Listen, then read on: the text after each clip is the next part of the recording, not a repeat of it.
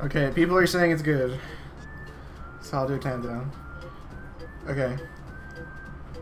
5, 4, 3, 2, 1, go. Alright, so this is Paper Mario for Nintendo 64. Also known as Mario Story in the Japanese version. So, the Japanese version of this game is several minutes faster from text, so we just play on it. Also, there's some version differences between the Japanese version and the English version in terms of how some glitches work. So stay tuned for that, for some of Japanese exclusive stuff. There isn't that much, but a little bit. So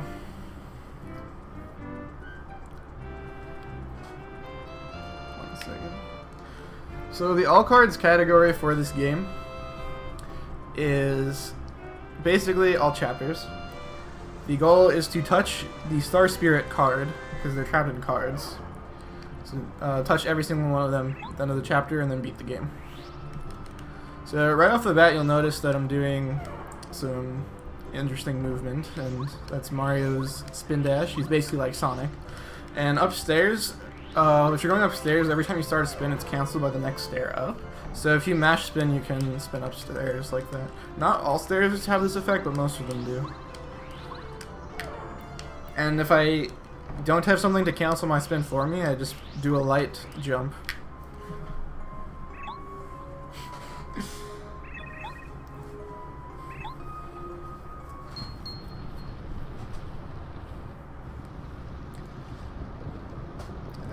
Why, yes, I am that guy who did Paper Jam. I mean, no, I'm not that guy. That guy was really cool, but maybe one day I can be as cool as that guy.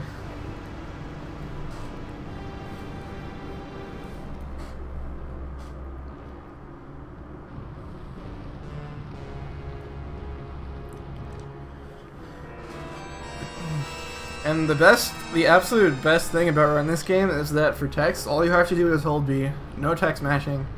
Just chill out and hold B.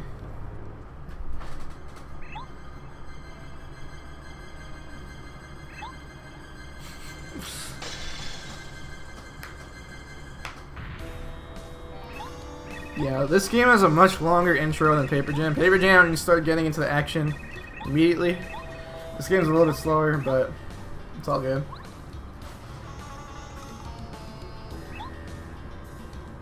Fan theory. So I actually am not doing completely mindless mashing on this fight. I want to be mashing A before Mario actually jumps off the ground to do his jump attack, and when you do that, when you press A, right before he lifts off the ground, it does a little animation cancel where he does like the whole squat thing and then he jumps in the air. So those are called quick jumps, and they save frames every time you do them. And right now I don't have action commands, which is what lets you time attacks to do more damage. So I can just mash the A button to get a quick jump, and I'll try later when I get action commands. I'll try to time an A press to get a quicker jump.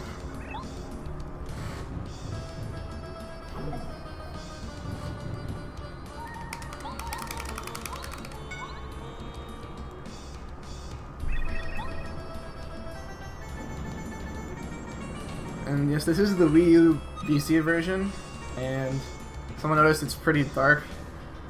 Like, I don't know why it's much darker, I think, like, than normal, but it just is. Oh yeah, also I died. Unfortunately, I didn't win by dying in this game, so... oh well.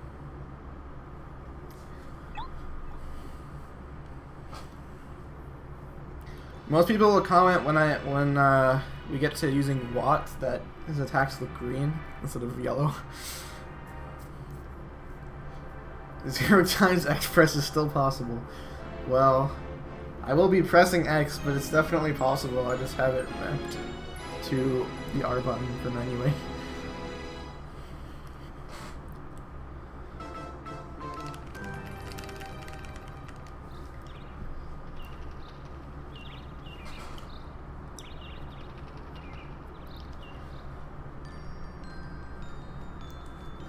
Why is Watt the best partner? I don't know. Pretty good. Yeah, if you want to actually answer Watt Pierce's defense, which is really, really useful. Actually, you're going to be using Watt a lot once I get to him. Once I get to it.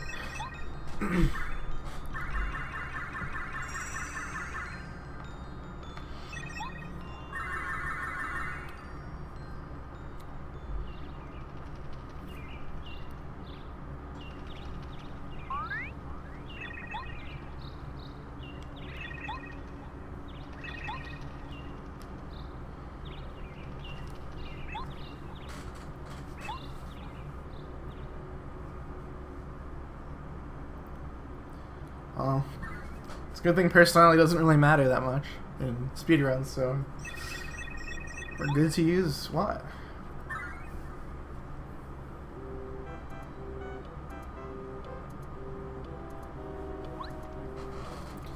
Okay, so in this run, I'm going to be doing a route that is considered pretty risky, and it's like pretty much what a world record route would be.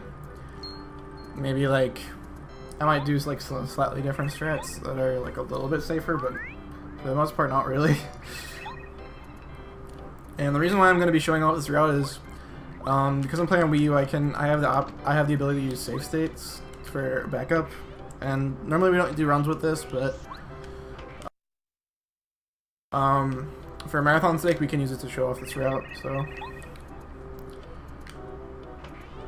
should be pretty cool.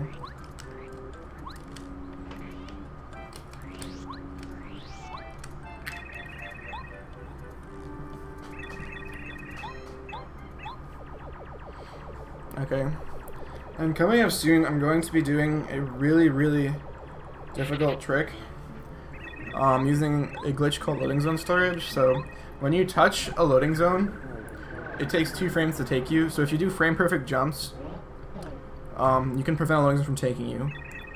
So I have to do a frame perfect jump off the ground and also like move during that. So I have to also like input the control stick like frame perfectly when I do that too, in order to get jumps where I want to go. And by doing this technique, we can skip Junior Troopa, but I need to do it like 13 times in a row or so. So hopefully I can do it, but it might take me a little while to get. This game is 30 FPS, so it's not like super like horrible compared to like a 60 FPS game, but it's still pretty difficult.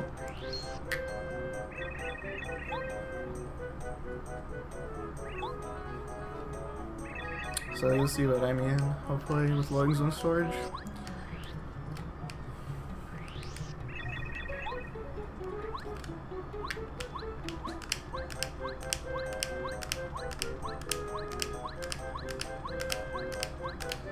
Damn it. So close. I need to get to the hammer bush.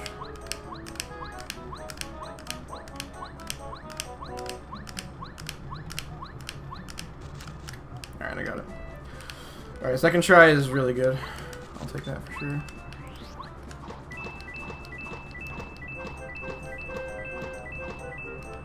I'm gonna get these coins just in case, or at least one of them.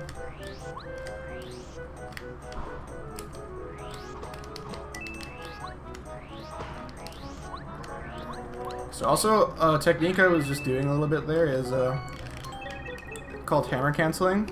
So when you have to hammer something, except for an item, it doesn't really work on items. But like for example, when you have to hammer a block, if you press B again, I went a little too far up there, whatever. If you press B again, it cancels the hammer animation, so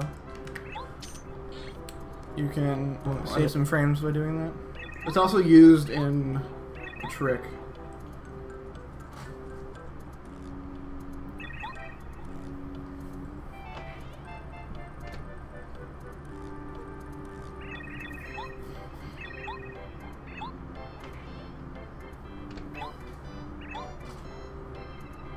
So I'm really glad I got Junior Chiba skip pretty quickly. Normally I have to do a slow fight with him. It takes a while.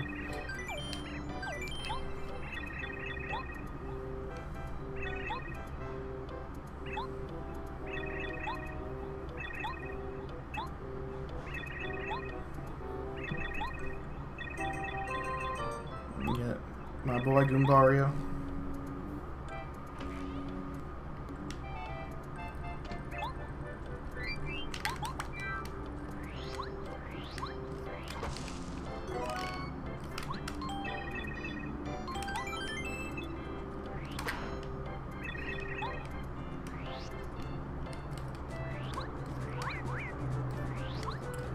So I did some specific movement to dodge those Goombas. Those Goombas can be annoying if you don't have like a really good strategy for dodging them.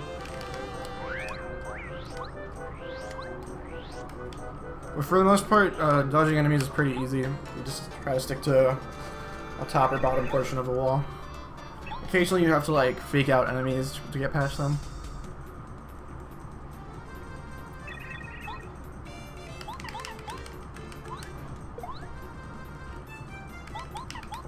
So this fight's pretty straightforward. You just abuse whatever you can, which is just power jump, and also we're going to be using a fire flower.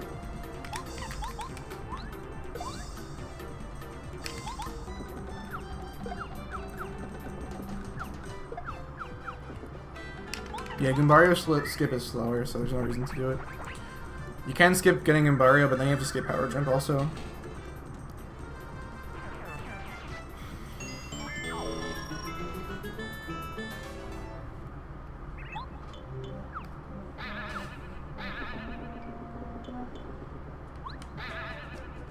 We're gonna eat our Goomnut here to heal up.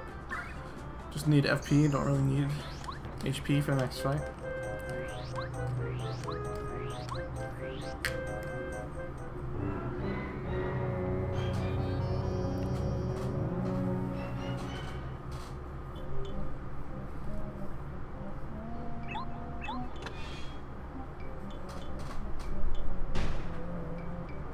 If you skip Goombario, you would not have him for the rest of the game. Partners are not inserted into your inventory, otherwise in any percent you would just have all the partners, but you don't. So it is possible to skip partners. In this run we will be skipping one partner. Maybe you guys know what it is, maybe you guys don't. So go check it out. Maybe take a guess if you don't know. Dang, now since it's not easy, that's a while. But actually the reason why this route is kind of risky is because of the partner skip we're going to be doing.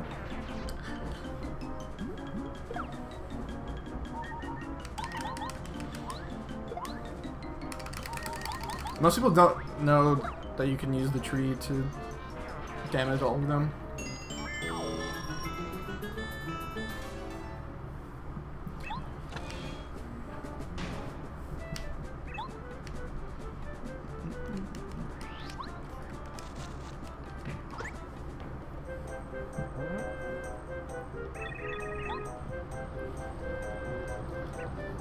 And yeah, someone already spoiled it, but I will be skipping Bo.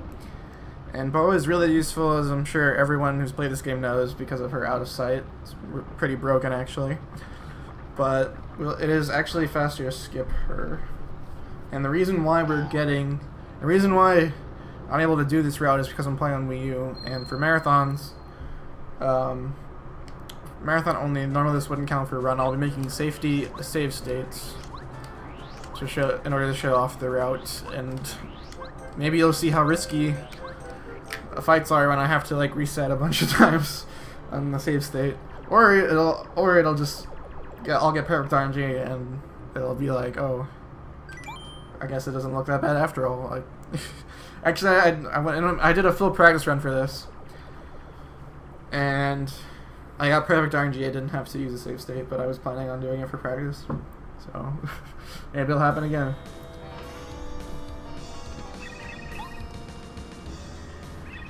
No, I will not get one record. Oh, what's not gonna happen?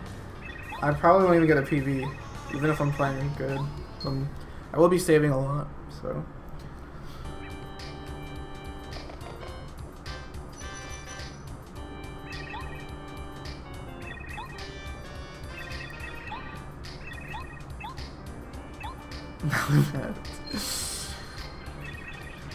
Oh, we'll see, we'll see.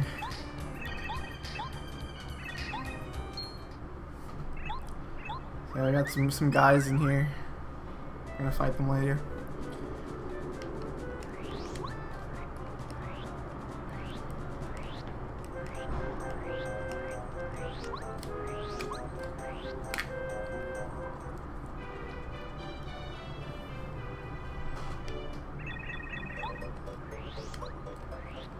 So you get to see some more usage of movement and spin canceling with the grass areas in Toad Town. Pretty cool, I guess. Spin cancel off that brick.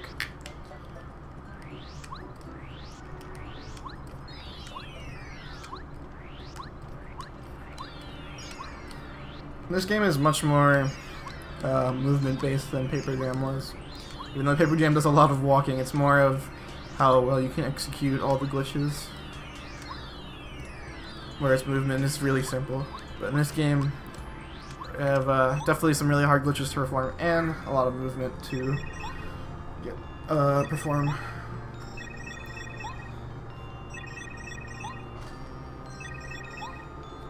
This road record stream only. Oh, I'm sorry.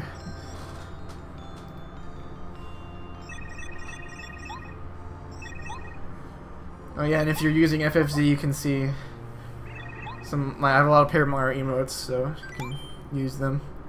We have one of our personal favorites is We Love Prologue, because who doesn't love 20 minutes of cutscenes and like 2 tricks?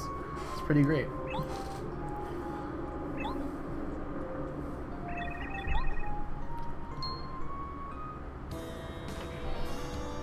Yeah, definitely the movement isn't too bad in this game, but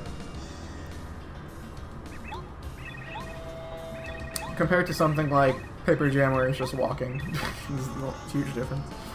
There's barely any movement tech in that game.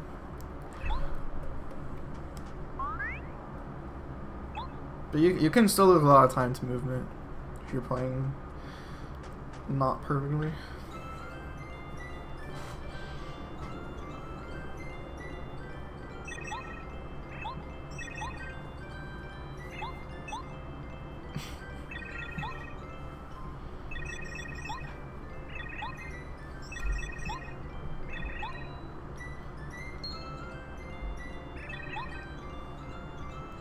Unfortunately, you can't go through every wall in this game. It's a bad game. But you can go through a good portion of walls, I guess.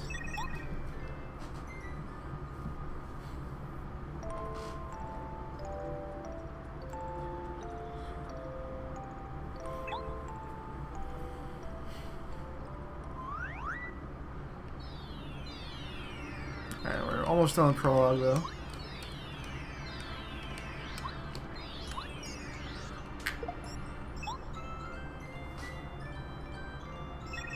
Hey guys, you were just coming in?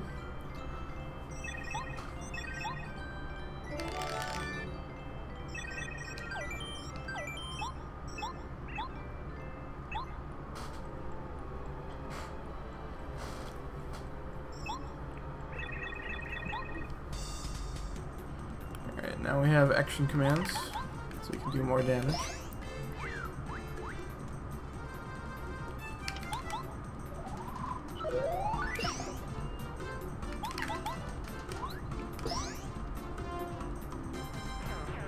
You can get your nice use out.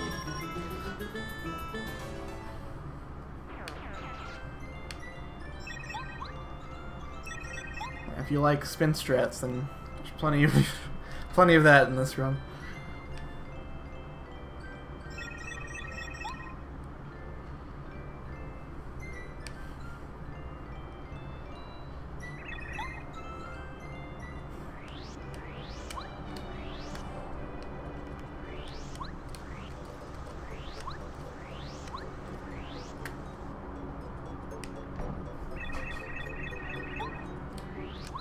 Alright, so I'm gonna be doing a clip here with this toad.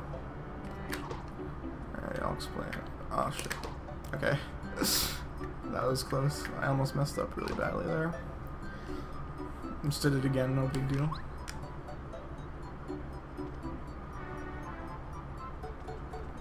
Hello? I haven't gotten stuck there before. Alright.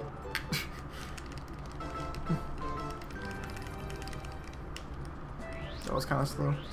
Alright, so if you get in between an NPC and a wall, you can use the hammer to push you out of bounds. And the way out of bounds works in this game is that you can, like, wherever you are out of bounds after a certain time, like amount of time goes by, like it'll just like put you on top of like wherever you are. I probably did a terrible job explaining it. 4, 5, 6, 7, 8, 9, 10. It's just kind of like, just imagine it shoots you up in place. So, and then if you're like partially in bounds, then you can get out of bounds again like that. So that's why like, I landed like in a part that was partially out of bounds in the post office. So that's pretty cool. And we're gonna buy some stuff now.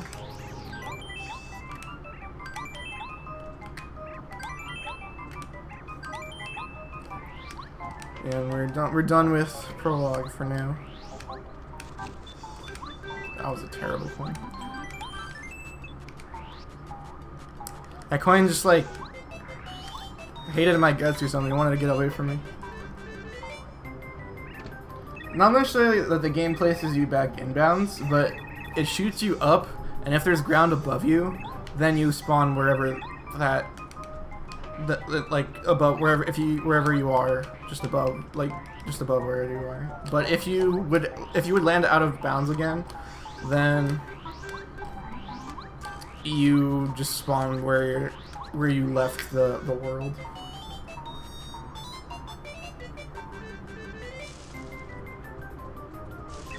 Yeah, exactly what Rob Dog is saying. And what I just said.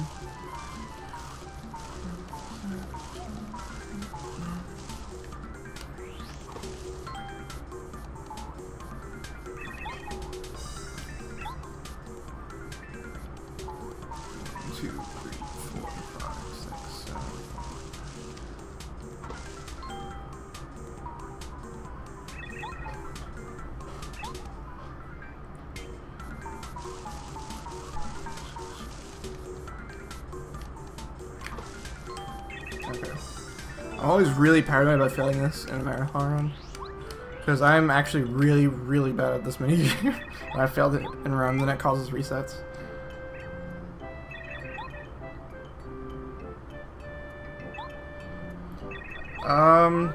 Pretty much, but sometimes you can be partially out of bounds. So it's not, I guess you could say it always spawns you back in bounds, but in some spots you can be, like, you can spawn partially out of bounds, so you can, like, still get out of bounds again. I'm just gonna use a fire flower for this fight.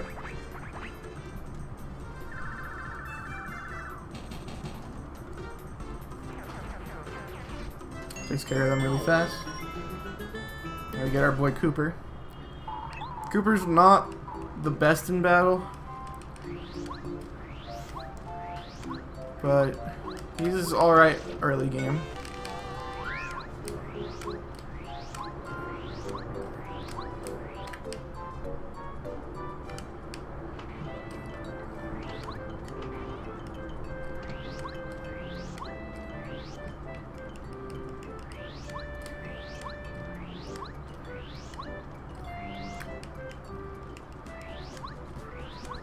Well, yeah, it's kind of, I guess you could consider it a measure to keep you in the game, but at the same time, it helps you, like, break the game even further by allowing you to do, like, continuous out-of-bound movement.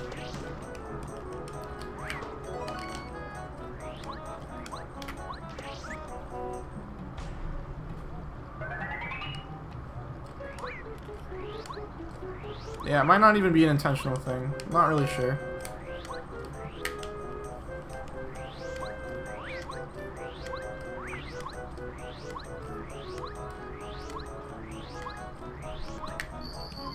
Just making our way to Kubros Fortress, dodging everybody.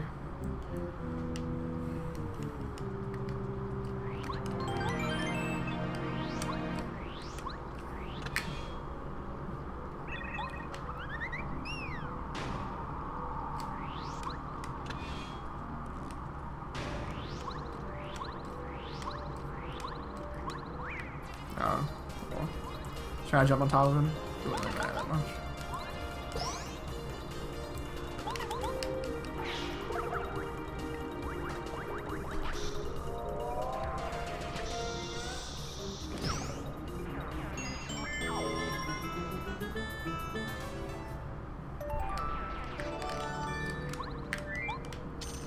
So chapter 1 has a few things in it. It's not a majorly broken chapter.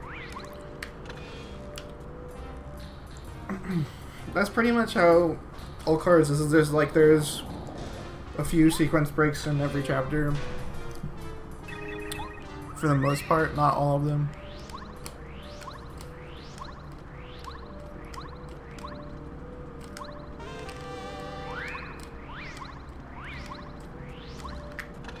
So coming up next, we're going to be doing... Oh my god. I almost got hit because I'm a slow movement. Maybe clipping by jumping down here. I guess I just didn't expect you to jump over there. And now that lets us actually spawn to the top of the room. And we're gonna go get Bombette a little bit earlier.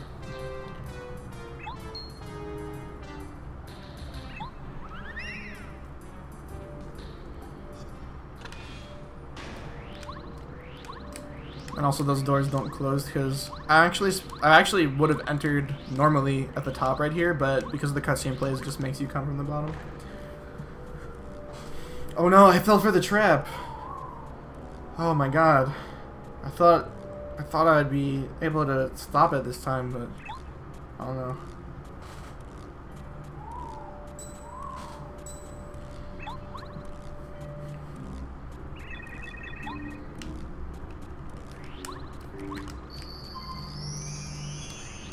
So now we're gonna get our girl Bombette. She is really useful.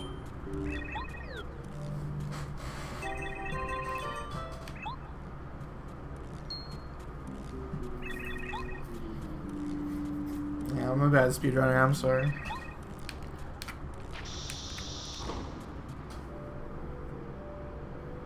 You can actually soft lock here if you held like up while Bombette was exploding.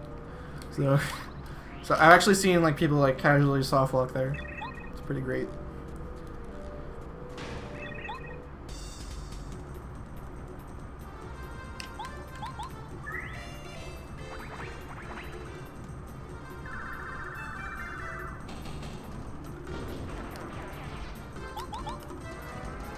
Use Fire Flower and Body Slam. Take care of these guys.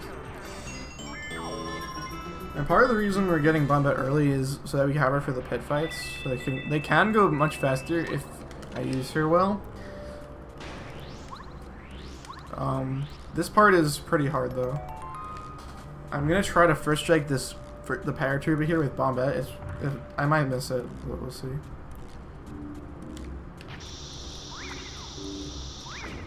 Yeah, I missed it.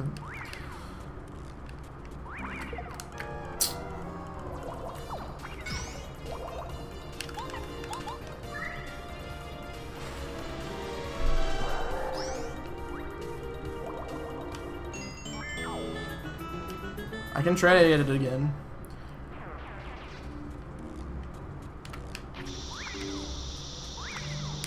Alright, I got it this time.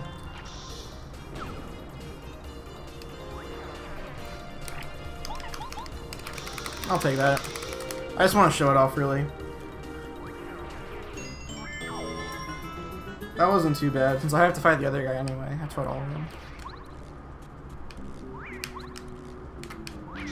This one's much easier to get.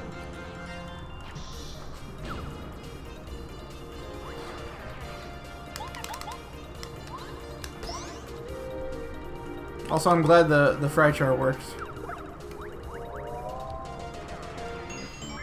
Sometimes the fry jar just doesn't work on them.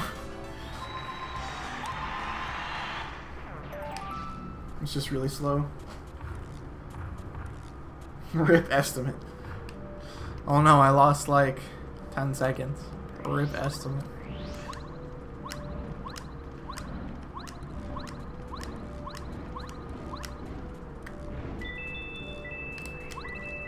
So a lot of people don't know that you can get coins from fire bars.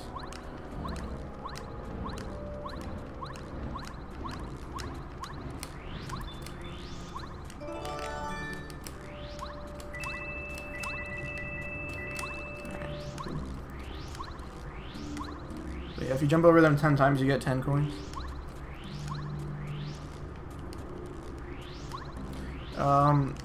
Danger Mario is something that's really good in TTYD and not really in this game.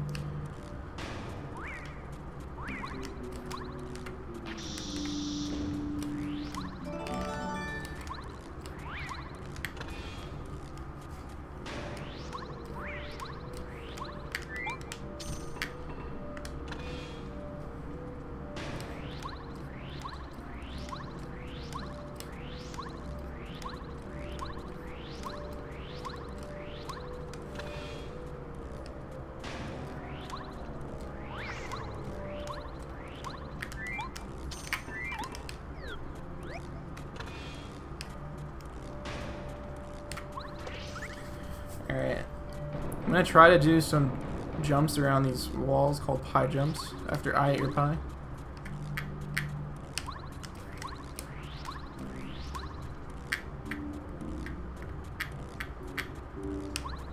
Alright, I did it. I took them really slow, but I got them.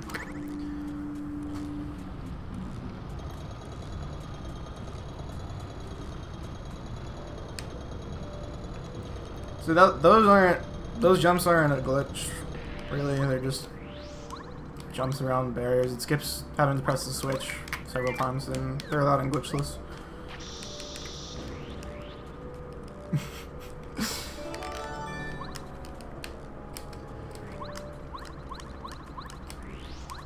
Yeah, pie jump is really, really bad to fail because it wastes like at least a minute. Nice.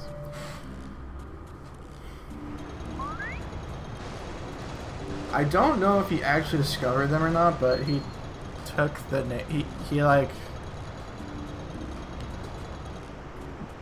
I guess he just like put his name on it or something. I don't know. I think he didn't find it, but I'm not 100% sure on that.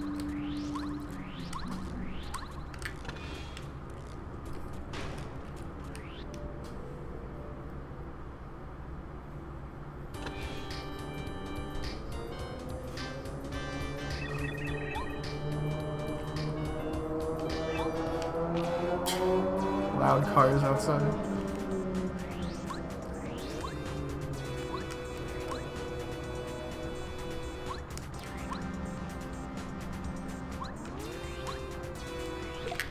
Are you kidding me? Good video game. I was inside the cannons and got shot by them.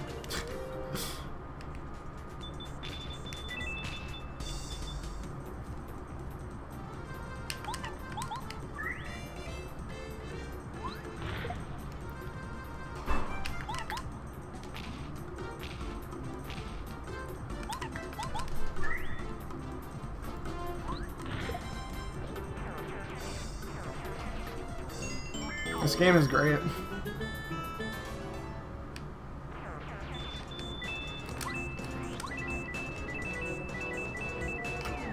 Alright, I somehow still have 50 coins, so we're good.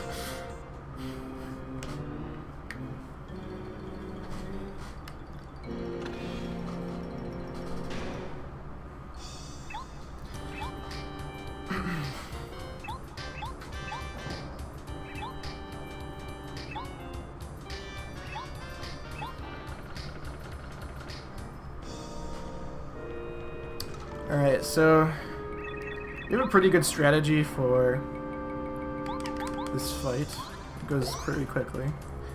We're going to beat up on Bowser.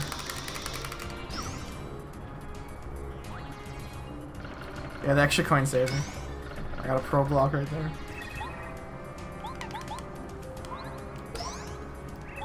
Oh yeah, the didn't mention this, but I need the 50 coins to get Speedy Spin from the bad shop, which we have a sick Franker Face Z emote for. And actually, I guess I could start talking about this now if you want to, but there's a typical game in mine and a lot of other Paper Mario runners chats. If you want, you could try to guess the layout of the badge shop using the Franker Face Z emotes we have. So there are 4 badges that can come out, that can make an appearance, and 3. There'll always be 3 there. So choose a combination of 3 in a row if you want to. So by using the power block, we stun them, and after they're knocked down, and then we just use Fire Flower.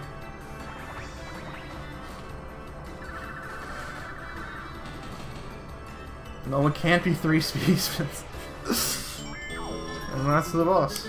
Easy peasy.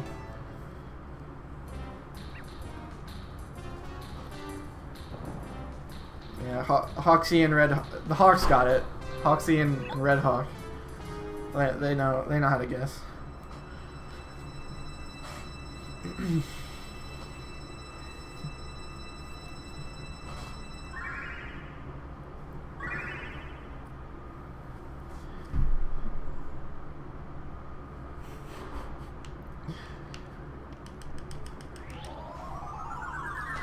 Alright, and that's chapter 1. Mostly straightforward, a few glitches here and there.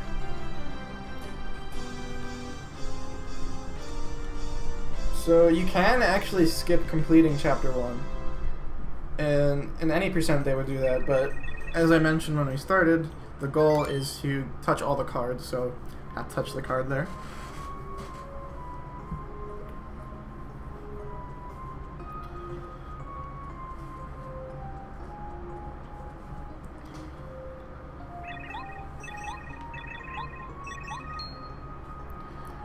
Now we get some hot Princess Peach gameplay.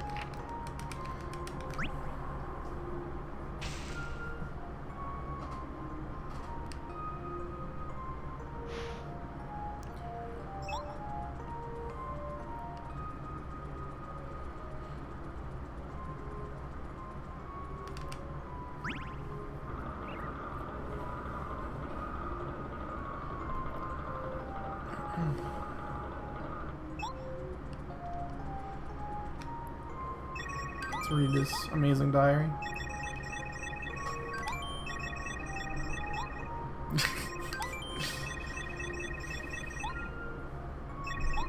Secret Peach tech.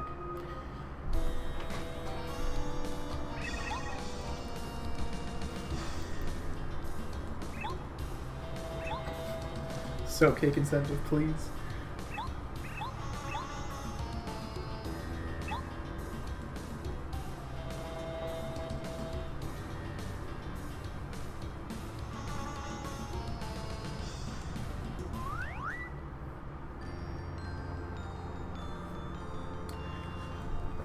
There's some pretty sick tech right here too.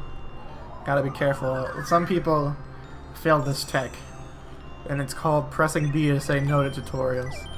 It's a pretty sick tech, I know. I already did it in the run, but this one's the most important. It's a long ass tutorial. So long.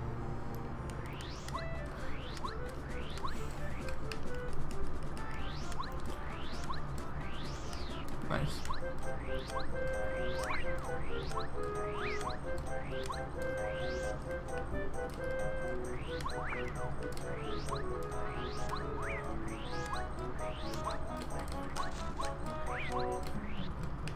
Alright, so now we're just making our way back to Toad Town. Let me pick up this on the way, honey syrup.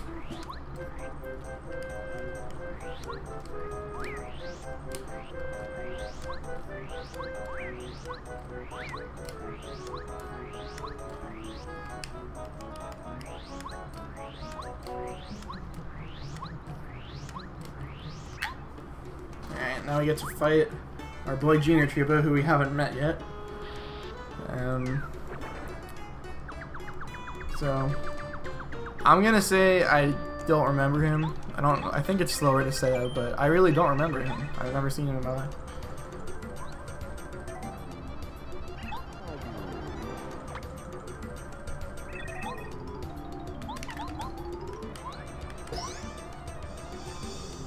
There are sometimes walls in this game.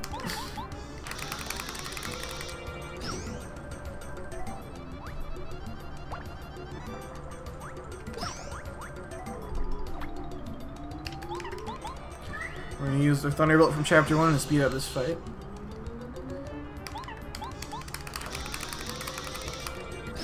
And just kill him in 2 turns.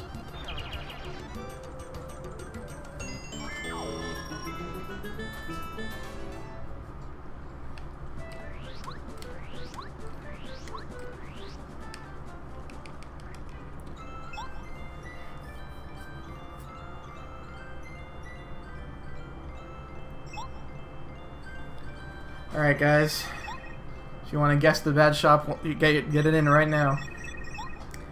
I'm gonna see if it's here. Maybe someone got it right.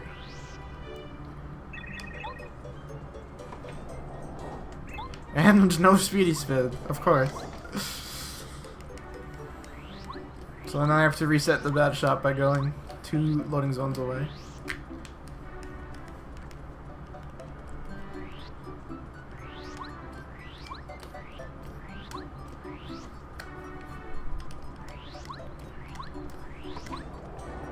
Alright, second try, whatever.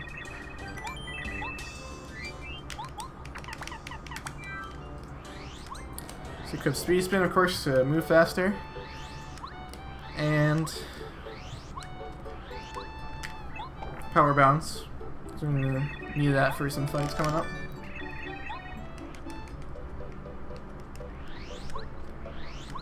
Oh, that's weird.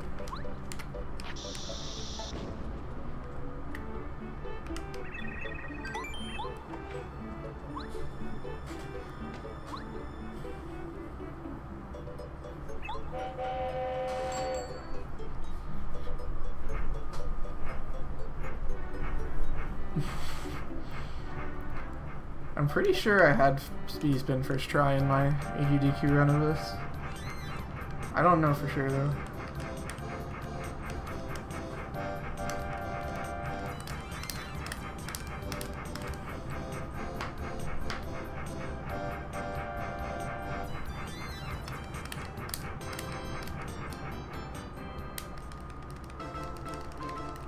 I'm actually not sure exactly how much percentage that makes you faster, but it's definitely faster. I don't remember the speed value. Maybe someone in the chat will know the answer.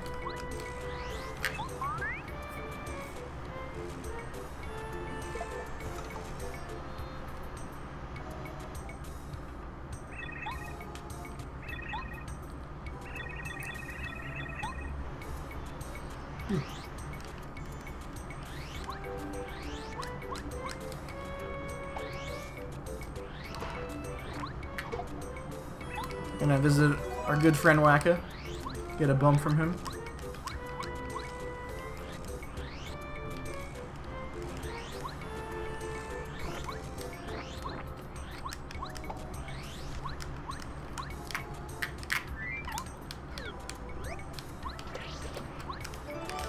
In this category, we only take what we need, so we're just gonna hit him once and be kind.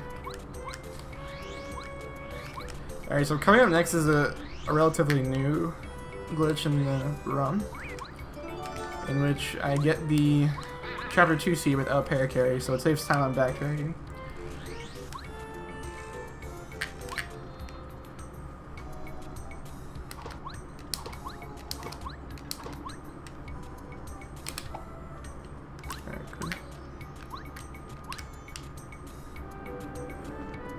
Alright, good. That was really good. So, the reason I did those, I didn't just do normal hammers there, I did hammer cancels. And the reason for that is when you do a hammer cancel, you move a little bit. So that is to get me in a good position to clip with a spin. And then I just navigate my way as soon as I clip to the seam.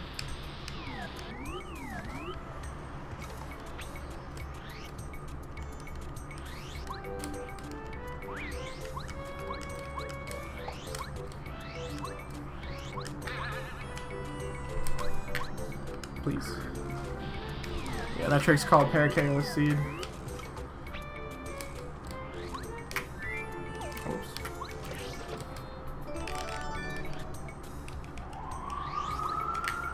Too fast. Sorry guys, I'm just going too fast right now. The speed police is after me.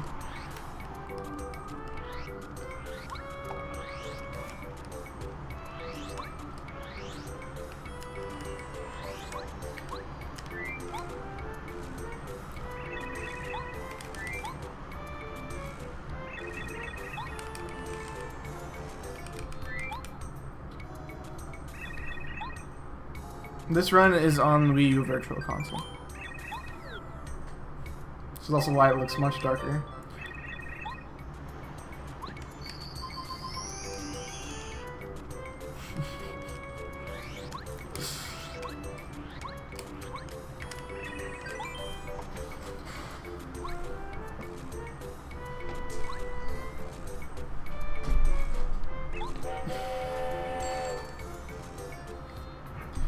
Alright, so coming up next is the probably most infamous trick in this game is Blue House Skip. And how it works is if you position yourself just right, you have one frame to do a double jump off the house. And the reason why you can do that is because of a crate on the inside sticking out a little bit. So, and then you can just fall through the roof because there's no collision.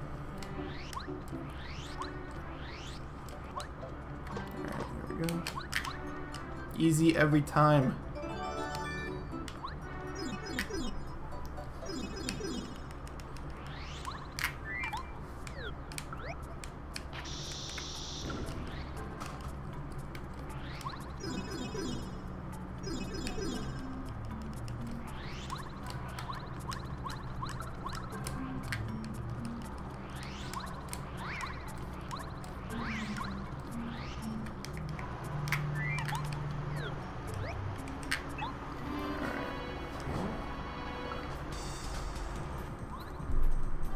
I gotta focus to do bounces on him.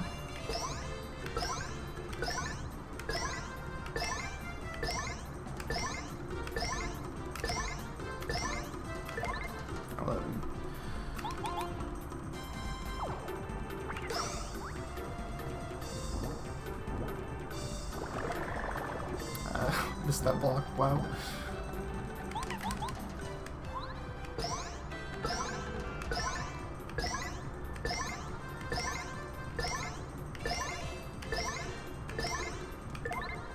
Again.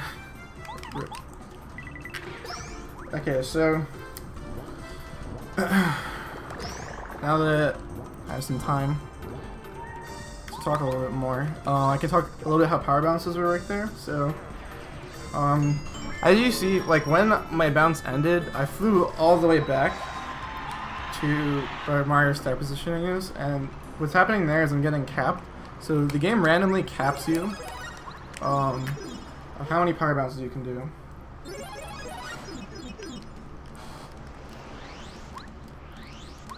So you can tell that I got capped by the animation of me sending really far back. If I'm not capped and I just miss, I'll fall right in front of the enemy.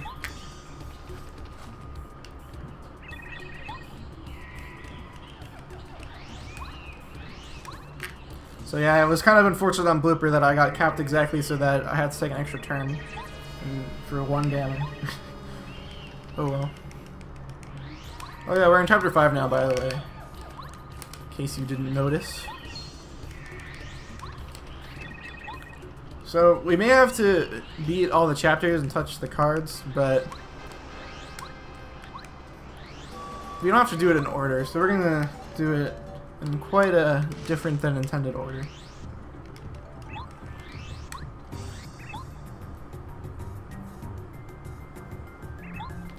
I skipped 2, 3, and 4 to get because I'm in chapter 5 right now. But I have in this category I have to beat all. I have to touch the cards at the end of all the chapters. So I'm gonna be returning to them later.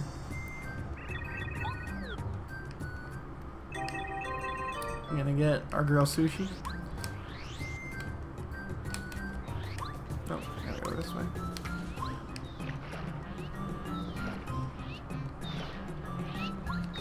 This guy can be a pain to dodge. And so the bad I just got was Power Quake. It's going to be very useful for the upcoming fights, and it's very useful for multi-enemy fights in general. I guess I'll save, why not?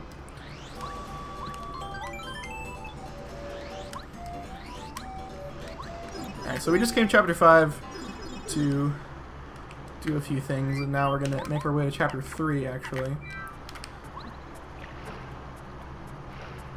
We're mainly using Chapter 5 as a way to get to Chapter 3 fast. At this point in time. Yeah, in Paper Mario we're not very good at counting, so... I don't know, 3 comes after 1, right? I'm pretty sure it does.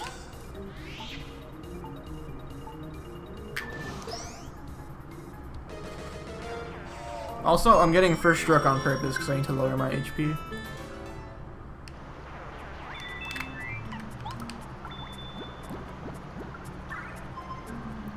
Yeah, that's a little closer than I wanted to.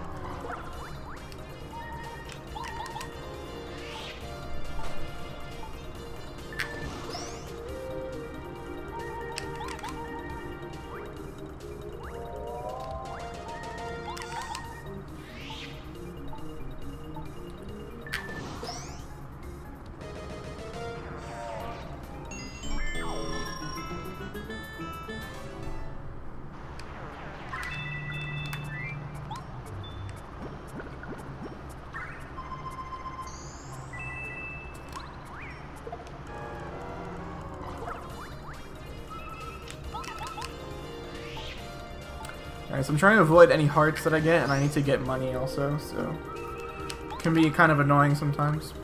To dodge all the hearts and get as many coins as I can.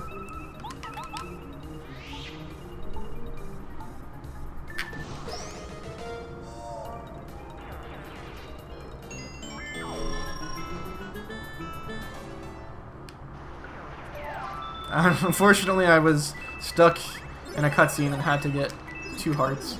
So now I'm going to have to waste like 5-6 seconds later on to lower my HP back down again. Alright, so coming up next is a relatively new skip as well. I hope I can get it. I was not having the best success rate in practice right before this, but let's see.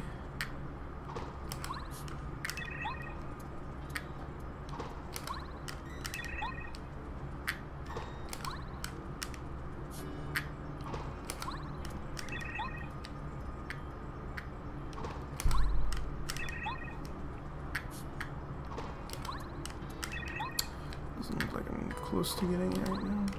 Alright. Okay, that is fine. I will take that. Okay, so basically, there's a very, very precise position where you have 1 frame to open the chest. So, thankfully it didn't take me that long, so I will definitely take that. Wasn't the best, but that trick can be really, really annoying.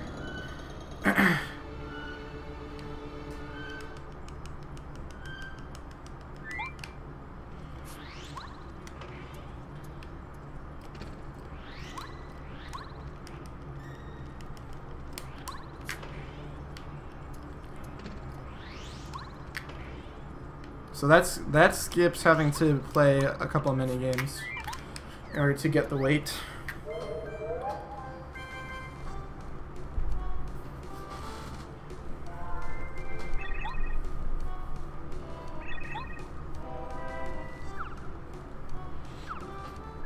Two, 3, 4, 5, 6, 7, 8, 9, 10. 10 is the absolute worst RNG.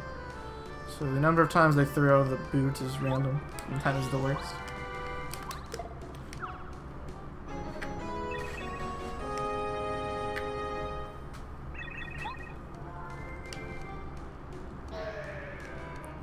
Alright, so the only thing we really needed from the mansion right here is the super boot, so now we're just going to make our way out of the mansion, because we actually don't need Bo. We're going to be skipping her.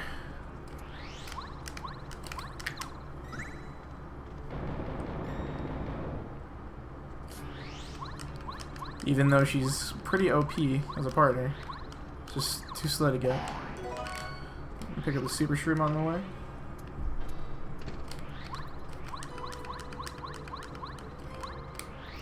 Alright, so normally to get past the gate outside the mansion you need bow, but we're doing another loading zone storage trick. We can get past it, and I actually need strange leaf.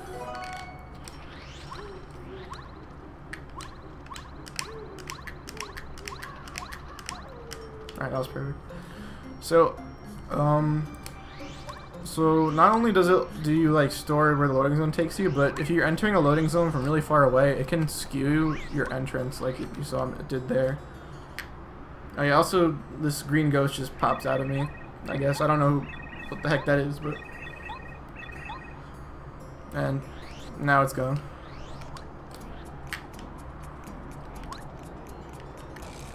Alright, so here we're gonna do a cutscene skip.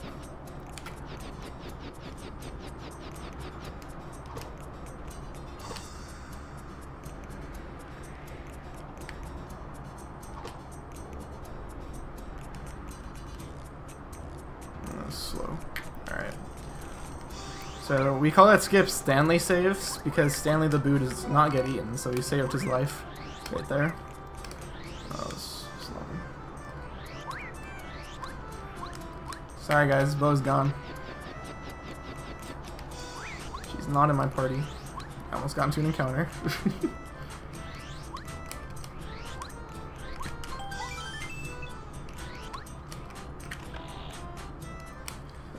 So the way I got out of bounds to do that cutscene skip is a very like precise paracarry, I guess. And the first paracarry, even though it looks like I failed to clip, is actually just to position for the next paracarry that I do. That will clip me, cause me to fly all the way up and clip out of bounds.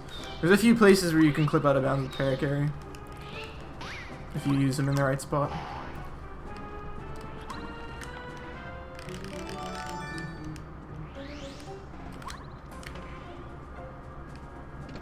I don't have one right now, but I know what you mean. I have 3. I need to get rid of some.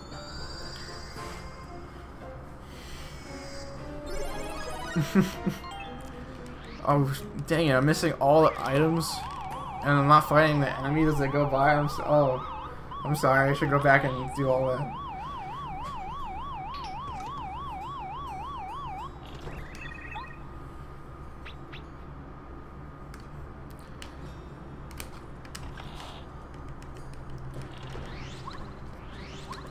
And if you've never seen an Alucard run before, you might think, how can I beat Chapter 3 without Bo? Like, don't you need her in the Tello's mansion? And the answer is actually no, you don't, because you can just use Speed Spin to spin past these guys.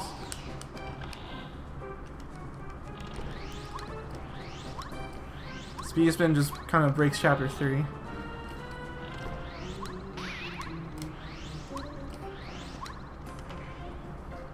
Here you're supposed to use bow also. But you can just do that. Just spin right to the chest. I was supposed to get hit when I first came in, actually. Because I have too much health.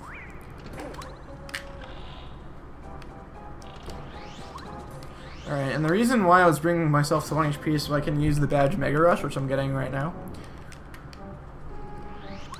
And Mega Rush is a very, very strong badge if used properly. And a lot of people don't know this badge is even here. It's hidden pretty well.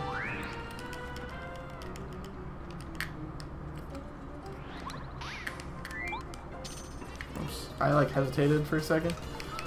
That's not good. I need the money though.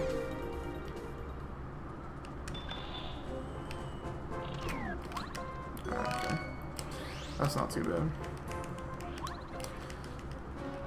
Normally I have a strategy where you can get past that guy pretty easily, but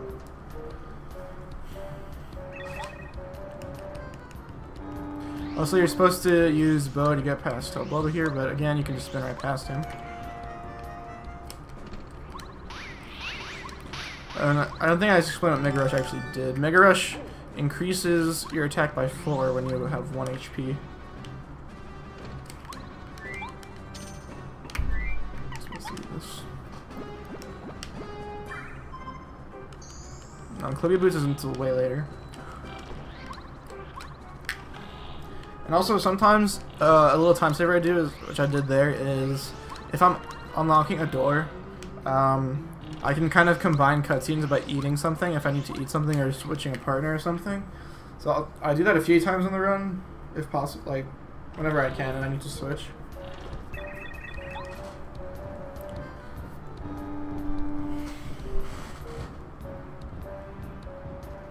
Yeah, it's very sad that Mega Rush and Power Rush do not stack, because then we would be able to destroy everything.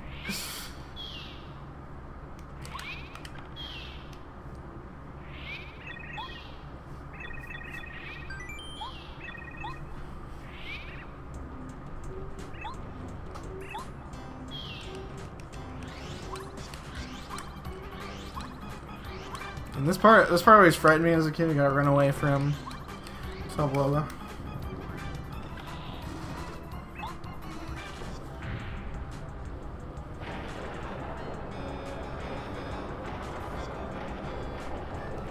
And also, the game forces you to walk through this door here.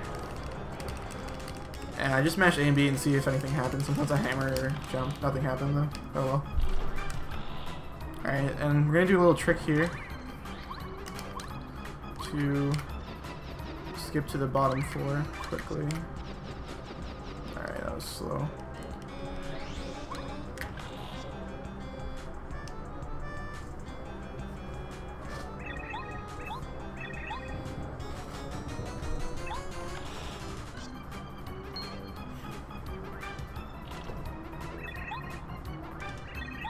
Yeah, I mean, for the most part, there aren't really any really dangerous enemies that can hit you at peril. Only like a couple of parts in the run, so it's not too bad. Oh, I just got a text skip there. Normally they stop you to say something. It's like RNG if it happens or not, and also like how fast you're moving is a factor too. If you have optimal movement, you have a better chance of getting it, obviously. So that's time skip saves 1 second. I know, pretty epic time save.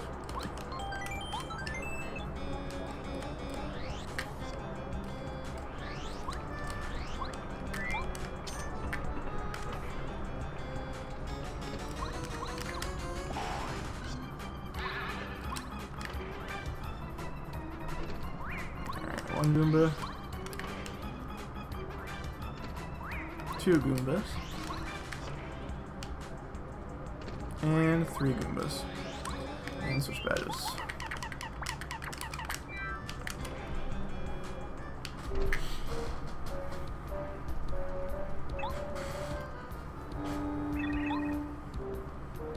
Alright, so Mega Rush is really broken in earlier parts of the game.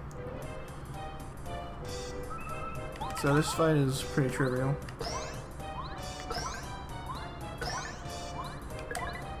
I got 4 capped. Might waste a little bit of time.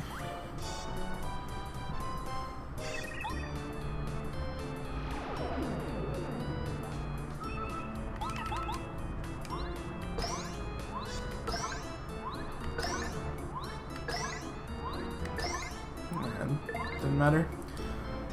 So you can see there I didn't get capped because I dropped right in front of him. And if you get bad caps on that fight, it just wastes a little bit of time to do a second attack with para carry.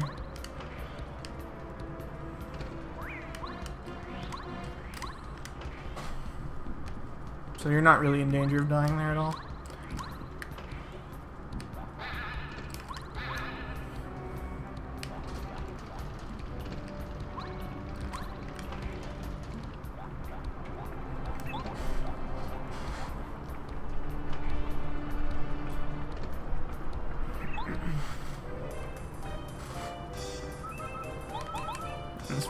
This boss fight, second part of the boss fight is pretty hard too.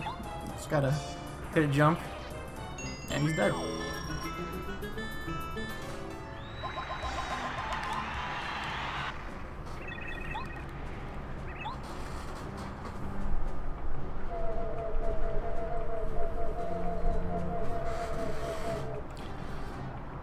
So I guess we saved Stanley like twice technically because he came out of his stomach. I guess he got eaten off screen.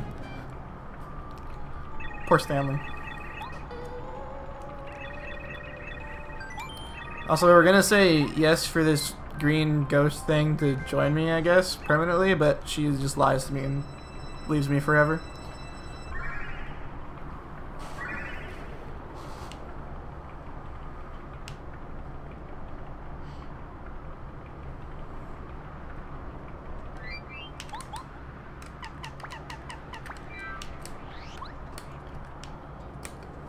Alright, I'm gonna save just in case this goes bad.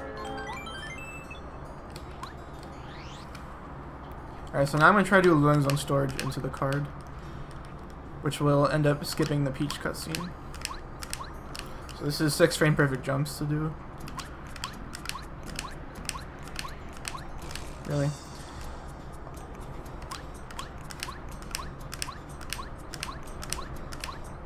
Okay. That was really sloppy. Apparently Junior Cheaper Skip is easier than that.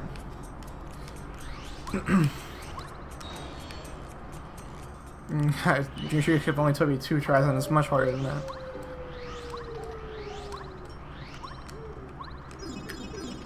This game is 30 FPS, so it's not terrible, but it can be really annoying.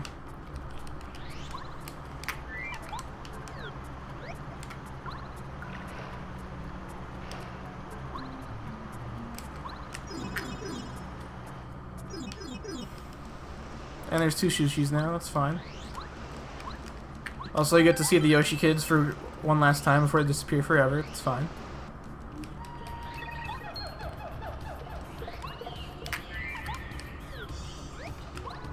Now we're gonna clip out of bounds Paracarry.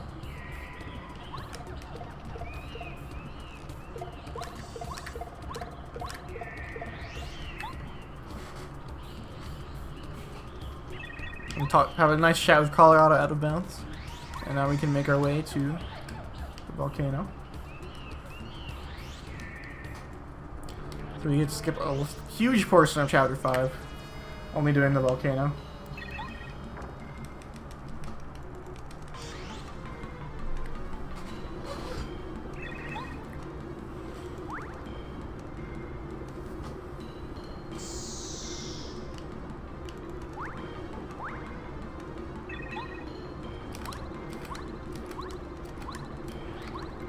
I just missed the cycle. It's not too hard to make that cycle, but I was barely off. So it wastes like 15 seconds. Gotta wait for it.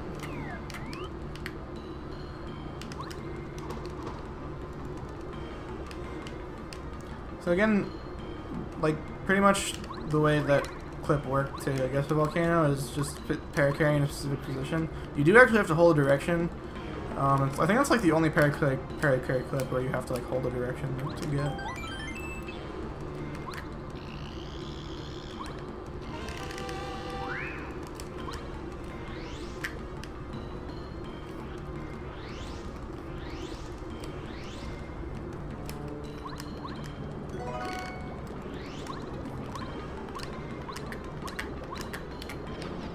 And here is a little skip called Lava Skip where we skip doing the puzzle. There's a couple ways to do that. I like to position myself with and then paracarry, and then as soon as I cancel paracarry, I'm already holding a direction. So like call up the paracarry buffer method, so use paracarry to buffer a direction. Or you could simply just jump around the corner, but I find that much harder to do. And then the puzzle solves itself, so you don't have to worry about getting soft locked and stuck there. Nice.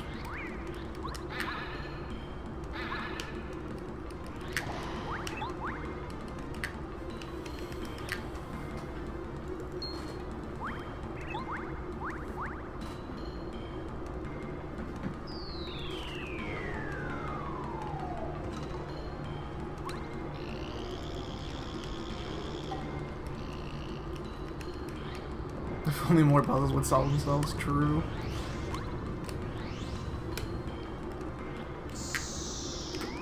So So I just ran to the lava on purpose because I have to lower my HP to 1 again. So that just saves me. Doesn't really save time, but it just saves me trouble, I guess, because I get my HP down to 1 by opening the menu continuously here to get rid of my invincibility frames, and I have to wait for this platform anyway, so.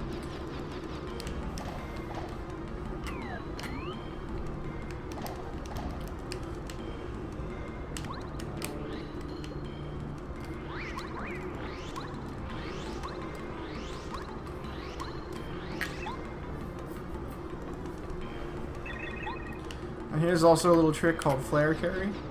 Or if you pair carry in the right spot, you just touch the loading zone. Named after old speedrunner Flare.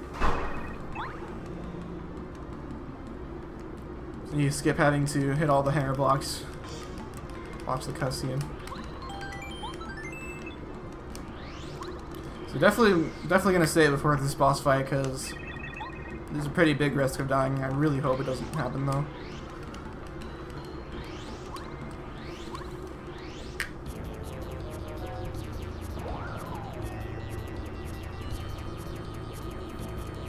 Alright. So you can actually skip this fight if you don't have to touch the card. So any percent skips this fight. But still does chapter 5. Ooh, 4 cap. Oh my god, am I gonna die?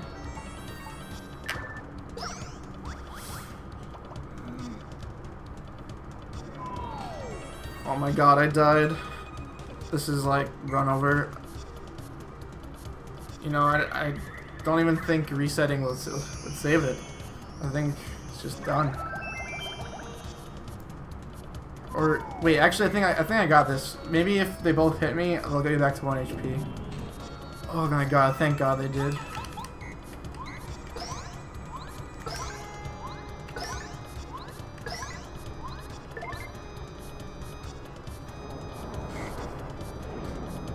Oh. Man, it's a good thing that after that life room, they perfectly put me to 1 HP. It's almost like that was like planned or something. Huh.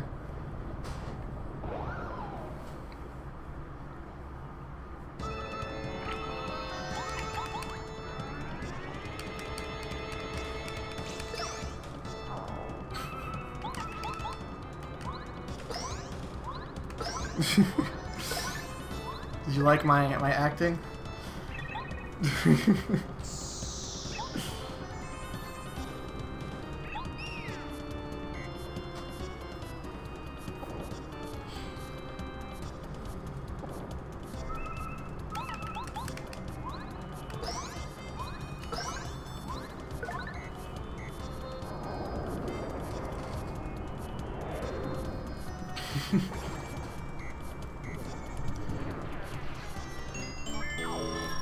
Hey Zill, thanks for the good luck.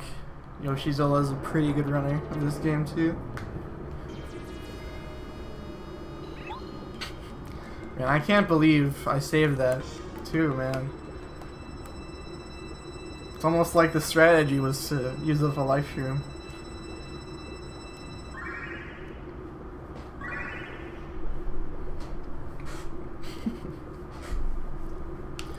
Alright, so that's chapter 5. It's the chapter 5 card.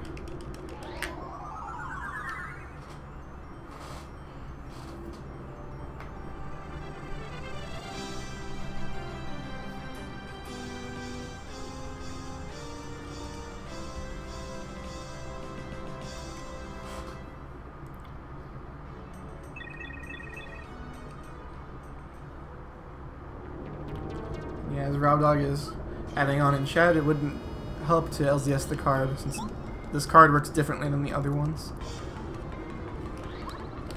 Because of the cutscenes that follow after this, it doesn't directly send you to the Peach cutscene. Actually, there's a property of this that we'll get to later.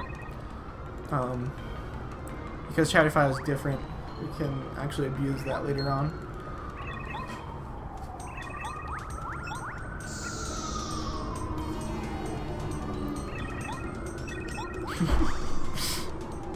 Yeah, man, it took years of experience to be able to save myself in that fight. The Paper Jam was great. I had a lot of fun in Paper Jam. There's our speed police after me again. Dang, I thought I lost him the first time.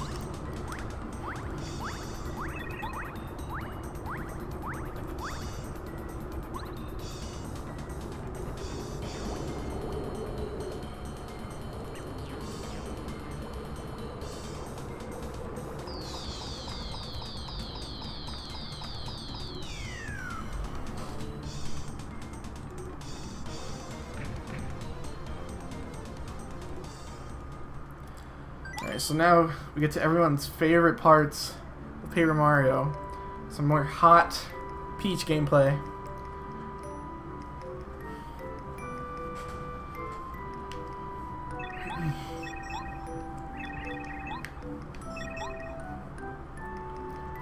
So,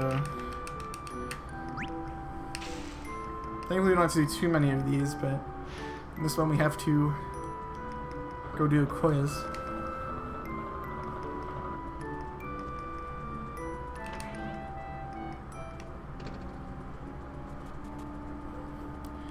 So normally this door is like supposed to be locked, but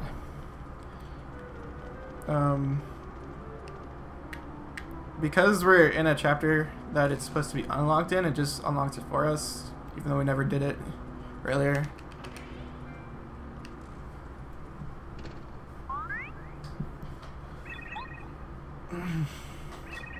So man, I really hope I can do well on this quiz. I studied pretty hard, but you know, I think you know what a good methodology for taking a quiz is. If there's 3 answers, you just choose the first one, like every time. I think that's a good idea, right? Oh man, I didn't get that one right. See, you're right sometimes. That's good, right?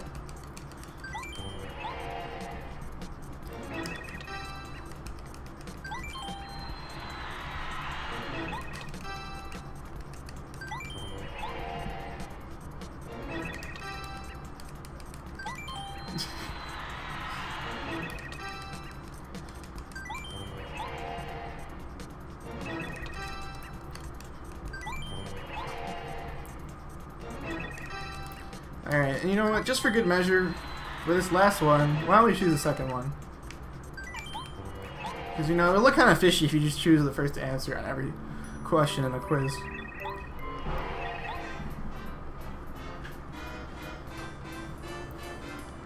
So unfortunately, or fortunately actually, I failed the quiz, but it was on purpose, because if you win, you get a jam and jelly.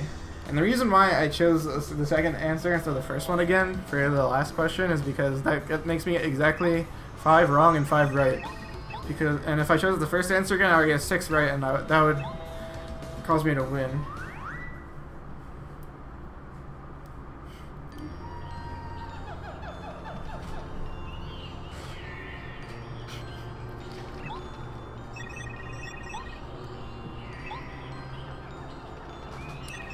Alright, so now we're done with chapter 5, so do you guys know what comes after 5? First we did 1, then 3, then 5. So what comes after 5? 4, of course.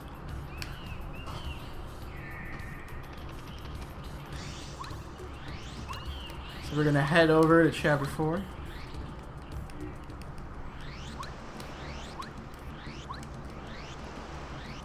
First we need to get volcano base.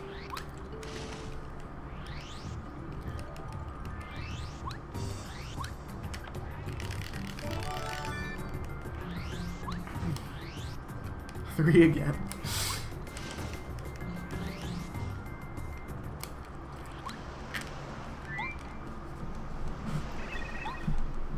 Alright, so we have to do the sequence to get the chapter seed, which we need to get to chapter 6 later on.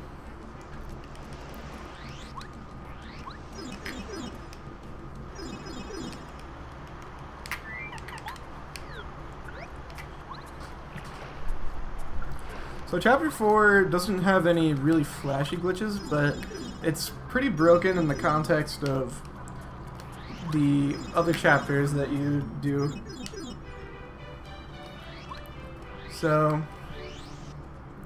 because I just beat Chapter 5, Chapter 4 is in like a half completed state, but because I've never been Chapter 4, some things won't be completely done.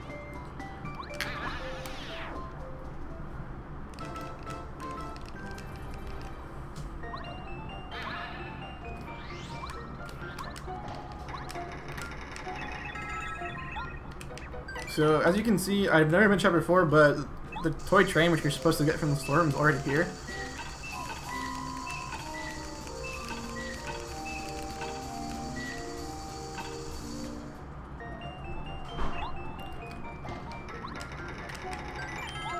We're going to make our way to Pink Station, and the reason why I didn't go directly to Pink Station is because I want to go from the other side.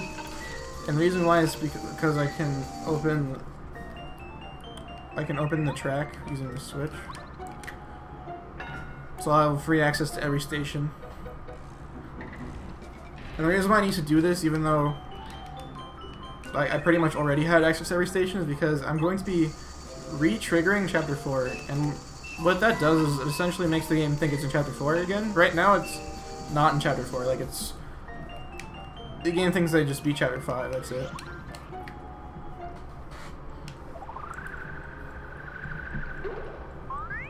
And also, because I never did the Chapter 3 Peach cutscene, we get a default fuzzy to spawn here, so I have to fight the fuzzy. Normally, you get to choose what spawns there, and you can choose items, but you can't do that, unfortunately. So here you could do a little clip by just positioning yourself and carrying to the right spot.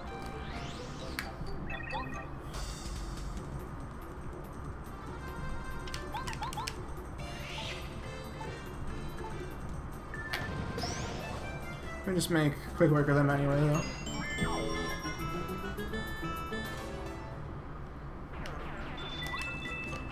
Alright, I do still need some coins, so gotta be on the lookout for them. Stuck on every wall here.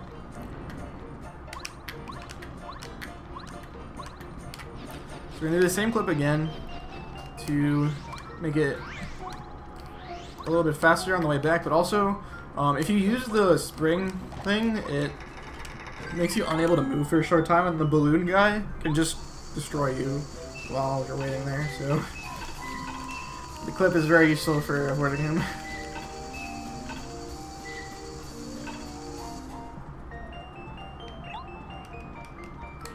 Alright, and getting the frying pan seems kind of useless, because I just have access to the red station already. But it actually re-triggered Chapter 4, so now I can actually beat it. And I got the early cycle here, that's really nice. I had really good movement there. And also I got the Volt Shroom to use in this fight because it makes it a little bit safer.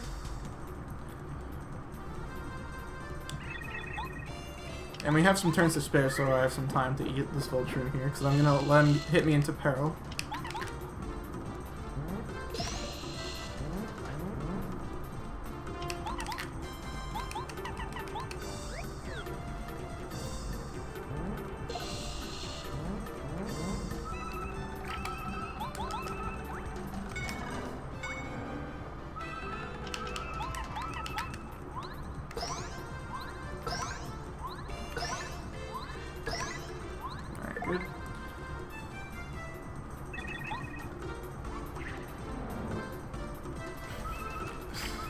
Man, the chat is way too good at making puns, man.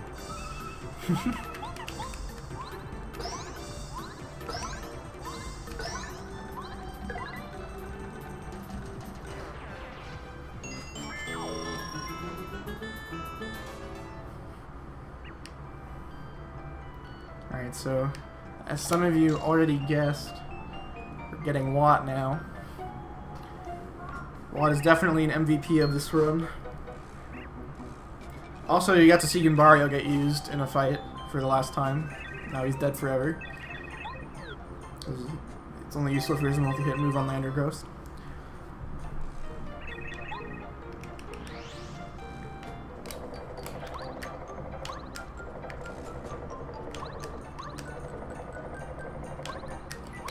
So I didn't really explain too much about the trigger system in Chapter 4, but the reason why I absolutely had to trigger Chapter 4 again, even though I've never been to it, is because when it's in its completed state, the bosses aren't there, so I can't actually get the card. And if I did movement better there, I could have made it over the wall. It's fine, though. So getting that frying pan essentially is what spawned Leonard, Ghost, and General Guy, so I can beat them and get the card.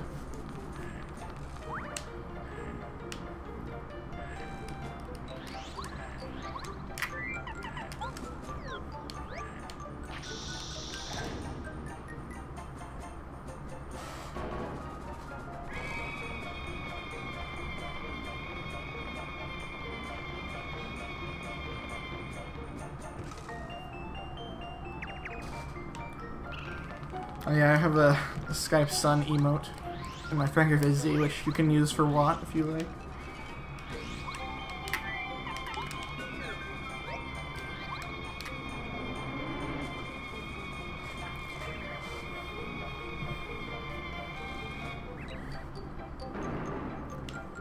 I love the screaming shotguns.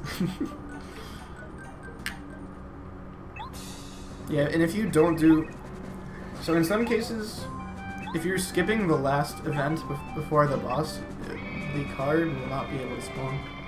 So even if you're able to clip through that wall there, the card wouldn't spawn after you beat General Guy.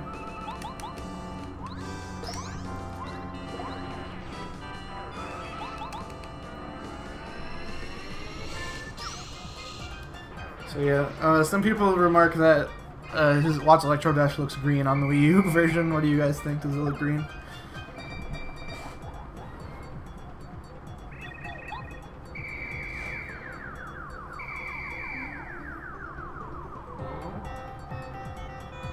I really like General Guy's music too, it's pretty good.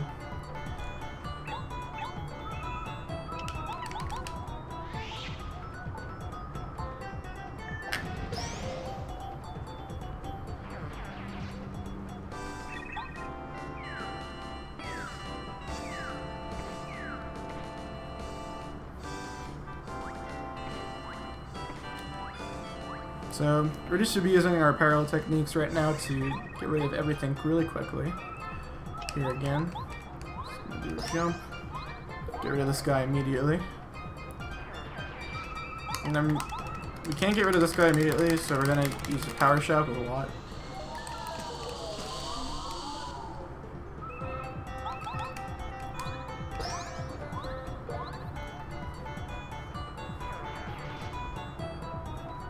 And now we're to the final phase, which is fighting General Guy's tank. We're gonna use a repel gel here. Repel gels are absurdly useful. We don't have access to that many of them.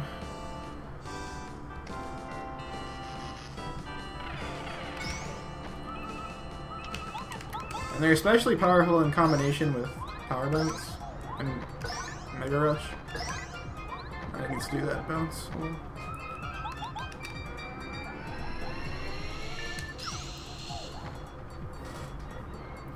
So as you can see, using the repel helps me be safe in peril. So I can keep doing a lot of damage without dying.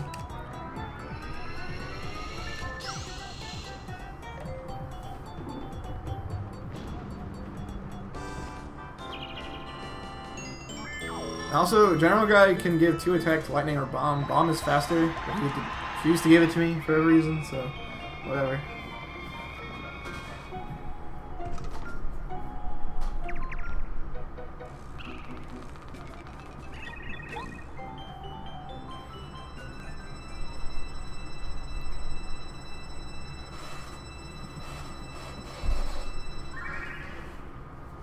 Maybe just my capture card makes it look darker.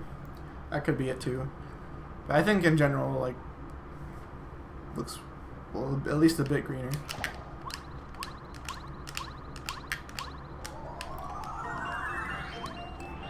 And so we did another card LZS, that was 4 frame per jumps. Skip the chapter 4 cutscene, that was much better than my chapter 3 one.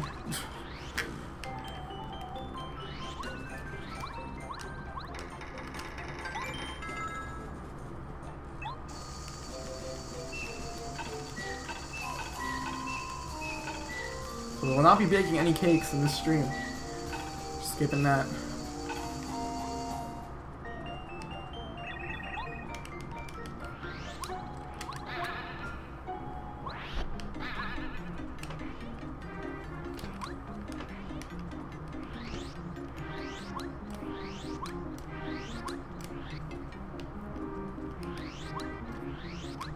So now we're gonna make our way into Forever Forest. But we already beat Chapter 3, so it's not like we're actually gonna go Chapter 3. But I never got the Chapter 3 seed, so we're just making a small detour for it.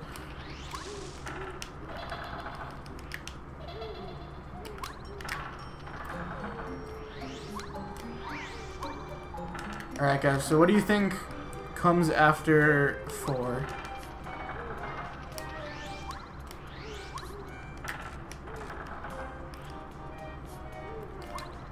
What number comes after 4?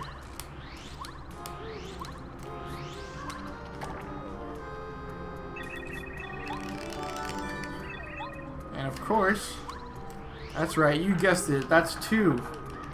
So we're gonna go do Chapter 2 now.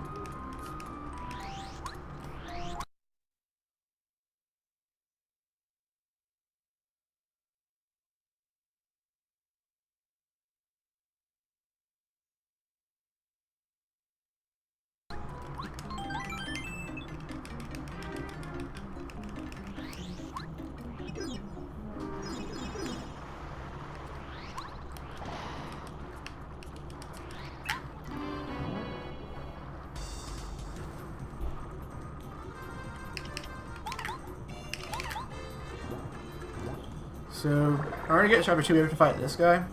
The other way is going through Mount Rugged. This way is much faster, it's a lot less out of the way, even with this fight.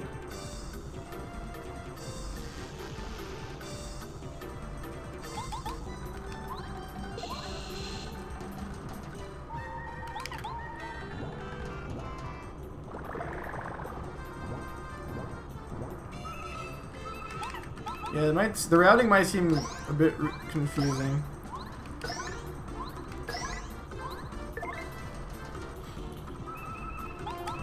I can get into a little bit, but I guess a really short answer would be that we really would like to take the Ultra Hammer into Chapter 2 because it really speeds up Chapter 2 a lot.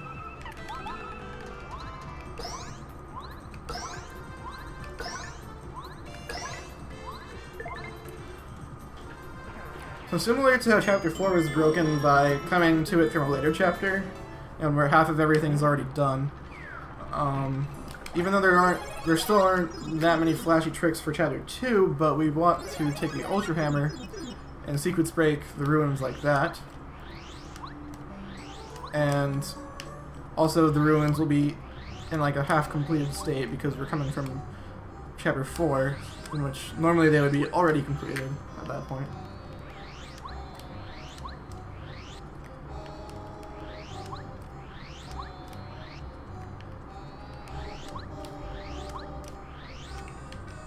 So we're just making our way to the ruins.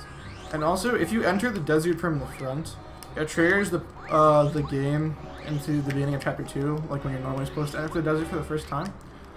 So we can't go in through that way because that would actually despawn the ruins, which we need to go to.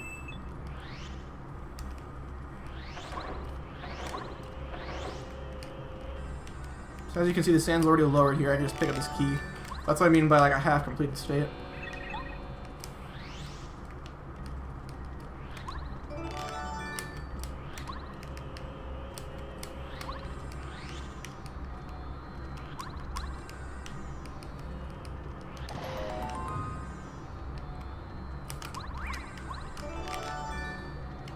So I was just able to get this stone key immediately with the Ultra Hammer. And also similar to Chapter 4, I need to re-trigger Chapter 2 in order to spawn Toot and Koopa, because right now his room is just completely open. Nice honey syrup, by the way. Also, Speed Police are still after me. Hello.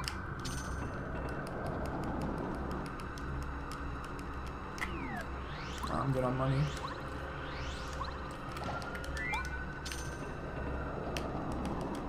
So the way to re-trigger Chicken Koopa to actually be there is we're actually going to get the Super Hammer, and getting the Super Hammer will rewrite over the Ultra Hammer. So I'll be finishing the game with the Super Hammer actually.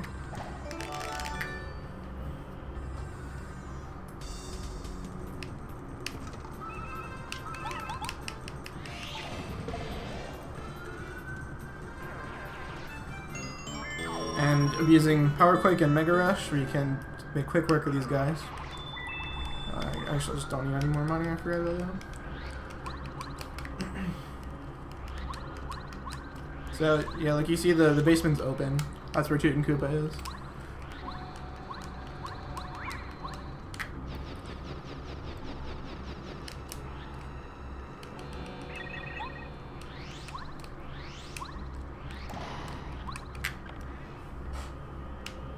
Alright, so now that I have the Super Hammer, Toot and Koopa is back where he belongs. So we spawn him into existence just to beat him up and get rid of him. And there is actually only one spot you're normally supposed to use the Ultra Hammer again, but we're going to be doing a glitch to get around that.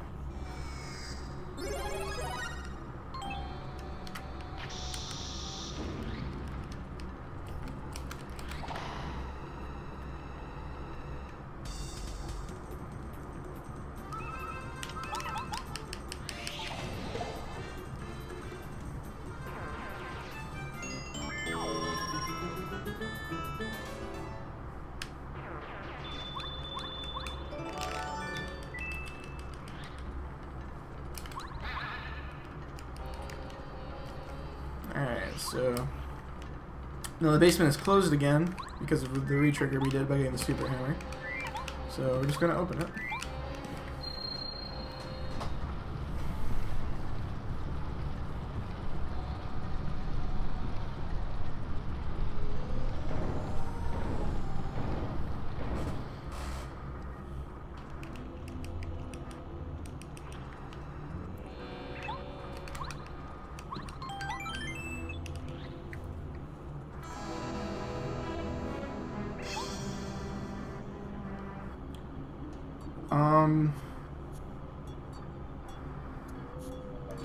Yes, you could, Carissa, but that's really slow.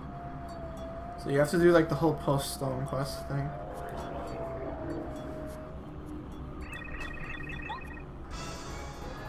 And yeah. And also chapter 2 wouldn't be in a half completed state, so you can't abuse it to sequence break it really hard. And yeah, we're really abusing our Pyro Strats now on Toot and Koopa. Not even supposed to have Mega Rush by this point, but just make quick work of him in 2 turns.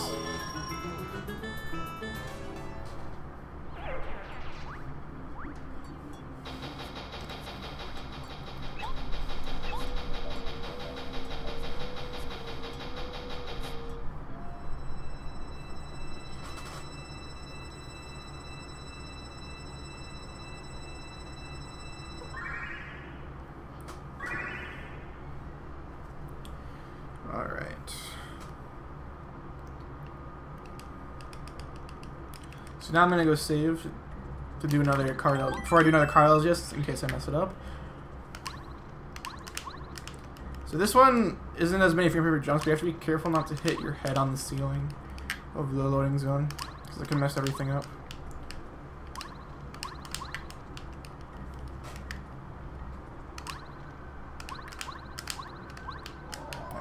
That was pretty meh. Oh well.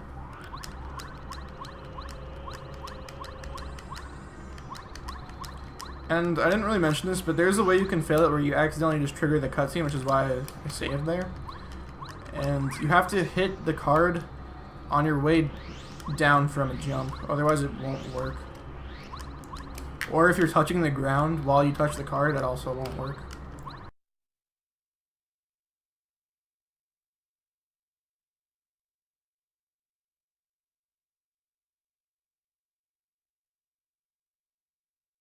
It'll just trigger the cutscene instead.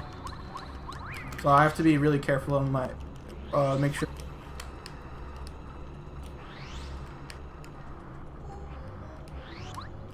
Alright guys, so what comes after 2? What do you think? What number comes after 2? According to Paper Mario.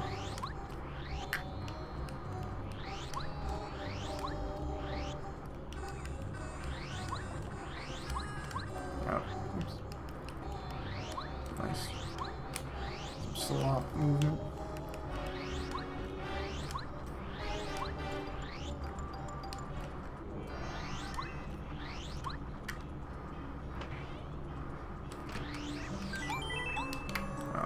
I guess I need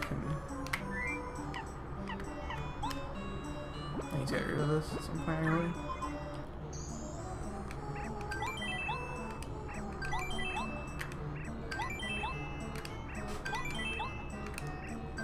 If you guess 6, you're right. 1, 2, 3, 4, 5, 6, 7. Alright, should be good.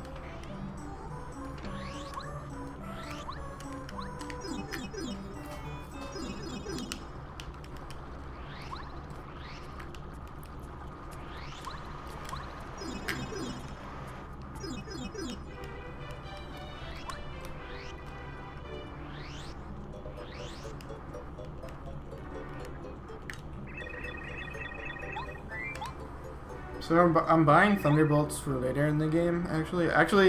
Complete end of the game. Those are for Bowser, actually. So I'm gonna carry them all the way to the end with me.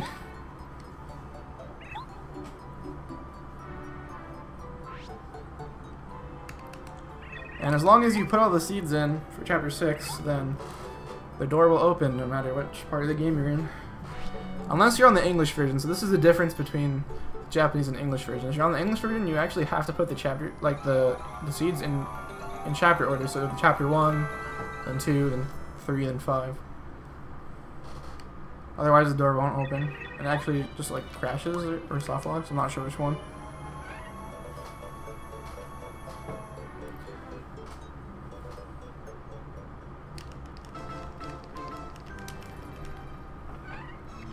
Alright, so chapter 6 is definitely one of the more tame chapters.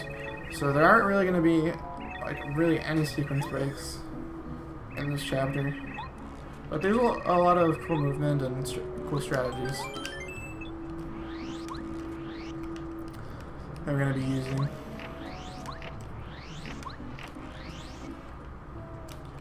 And there are some glitches that could be used in Chapter 6 potentially, but because you have to get 3 key items to get to Huff, you can't really sequence break as much as we would like to. And any percent, since we don't have to fight Huff and get the card, we actually can skip a huge portion of Chapter 6, but in this category we have to do pretty much all of it. And as you've been seeing, Untimed Power Quake is a really fast way to do a lot of damage to multiple enemies. If I'm in Pyro, at least.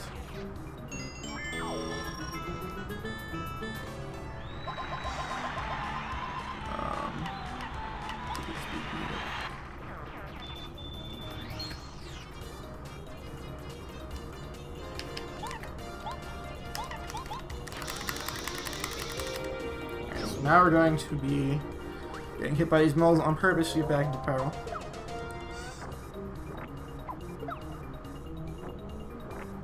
Chapter 6 is actually pretty fun for him, in my opinion.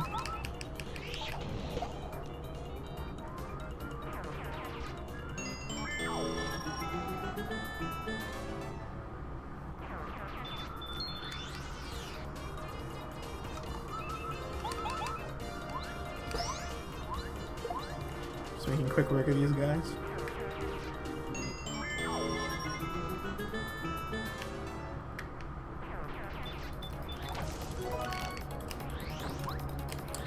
Missed the mole cycles a little bit, that's fine. I missed it again, that's not good. Alright. Slow.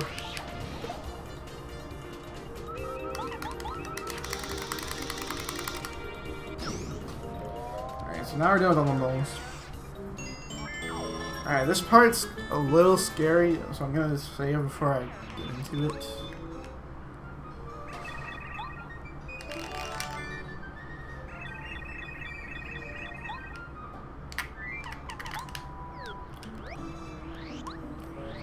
Alright, so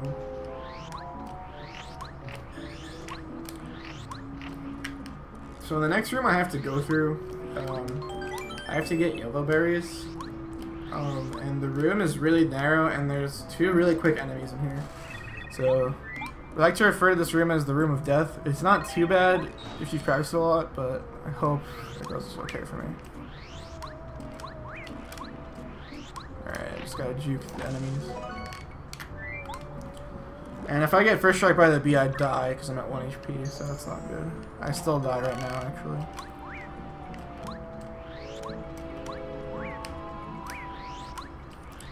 Alright, that was good.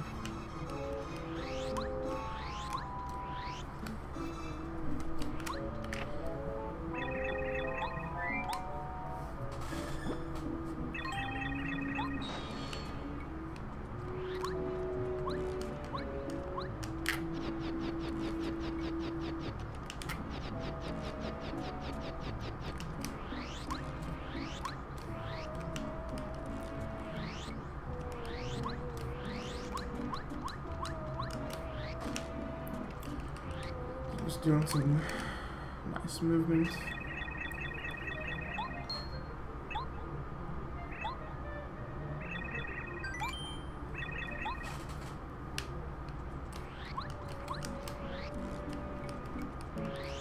Try to angle so I don't hit the dock or the stairs when I fall off there and on the way there.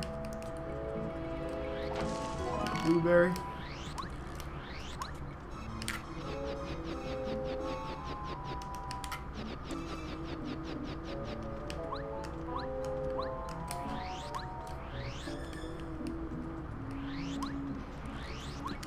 Unfortunately, we didn't get to see any Amazing Days either. Well, maybe we still have a chance, actually, because we have to go back there.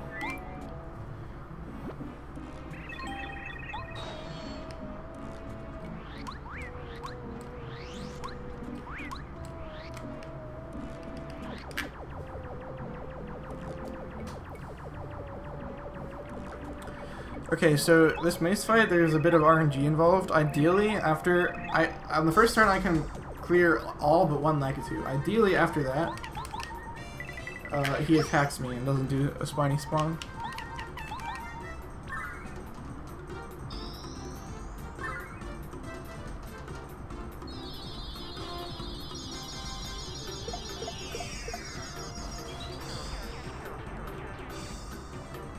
Alright, get the spiny spawn. So now I have to start him again. If he attacked me, then he would hit me back into peril, and then I can just kill him.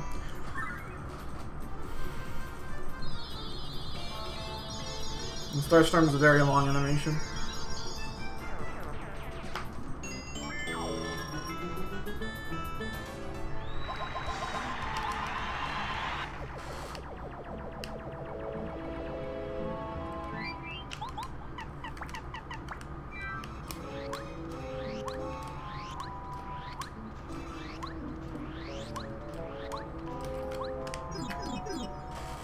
Okay, I'm gonna need HP plus and power jump later on, so I put them now.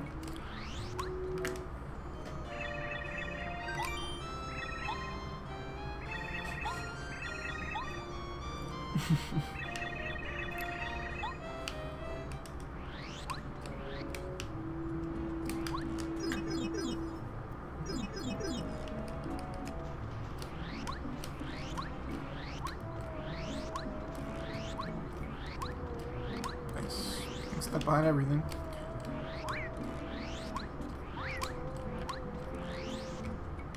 Alright, so now I have to do the Room of Death again.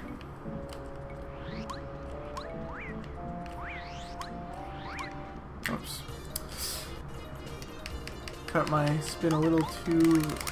not too short there. It's too long of a spin. Thankfully, I didn't get first struck or anything.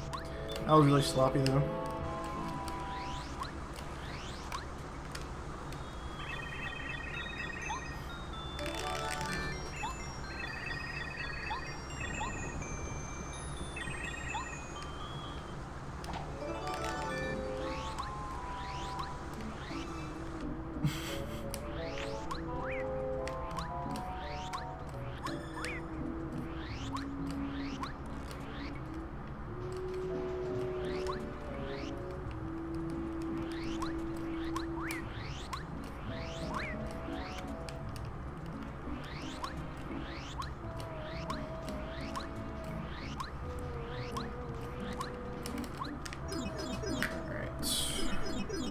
So again, chapter 6 is pretty straightforward, so not really too much to say here.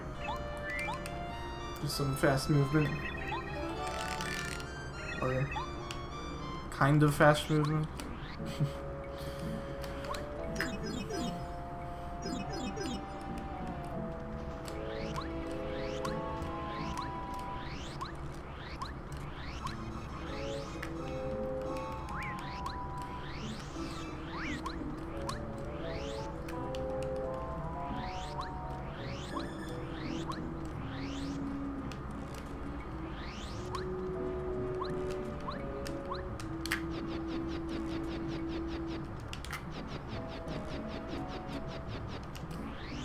Still no Amazy Daisy. I got one more shot. Also, that is loud. Cool boat. Dude, everything's after me today. Speed police, boats, everything.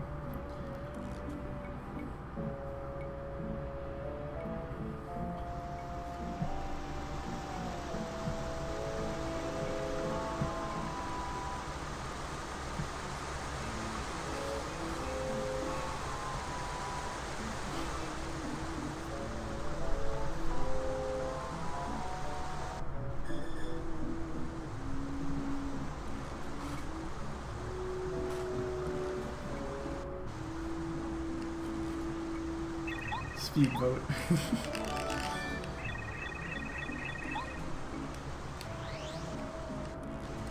Yeah, I live kind of close to some water.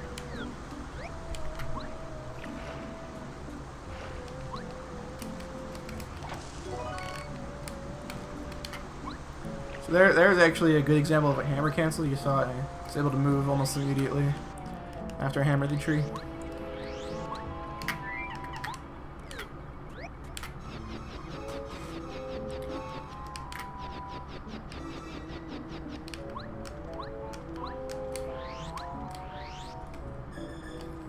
So actually, I can skip the rollberry, but in order to do so, it requires a really hard trick that it only saves like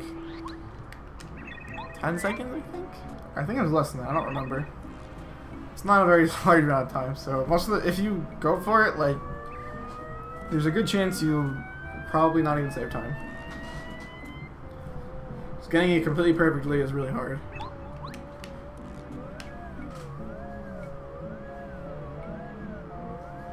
Alright, B.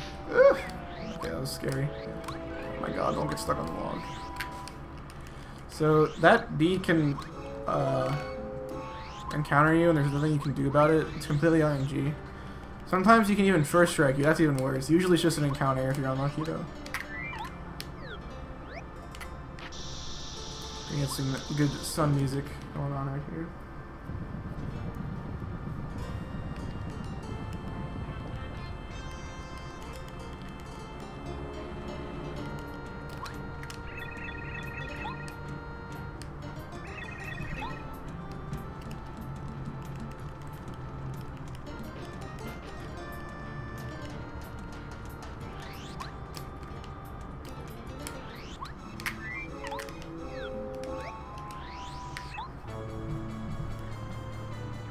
So I gotta fight my man Spike.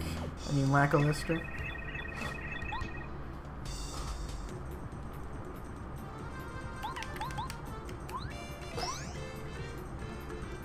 It's also a pretty straightforward fight.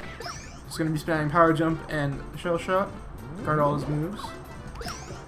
And when I'm in peril, finish him off with a power bounce.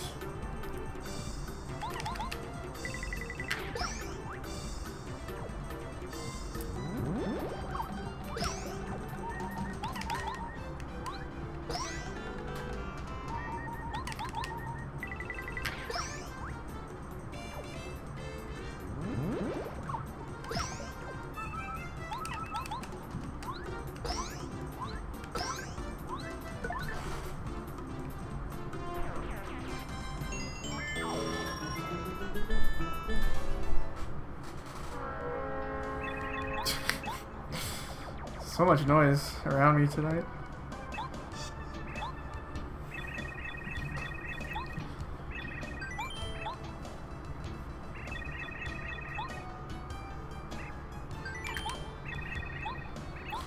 And the second option there is just the fastest text option. It's not a huge difference though.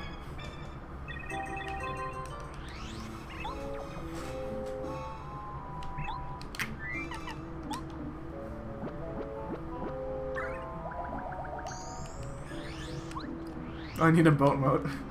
Usually, I like never hear boats when I stream. It's very rare, actually.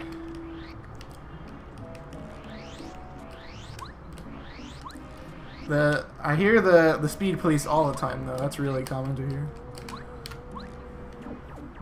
That's why I have an emote.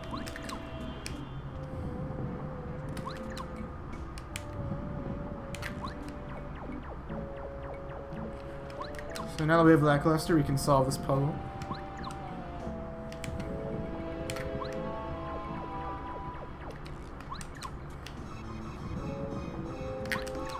So we can actually get the Ultra Boots before fighting Huff, but it's slower to do so. And even though it makes you stronger, it's just not worth it. Huff fight's already good enough without it. Oh, I got the magic spot right here. If you hit the magic spot, Mario doesn't turn around to talk to the Magic Koopa. So that's nice. Save some time.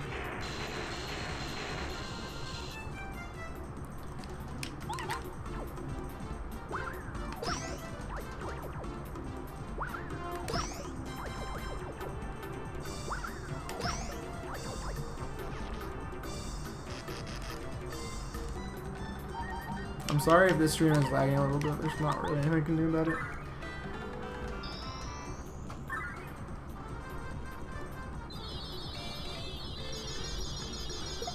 Maybe this is all actually.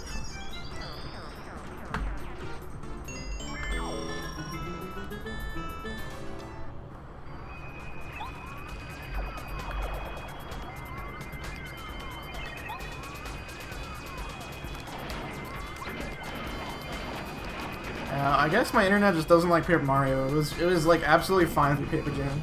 But...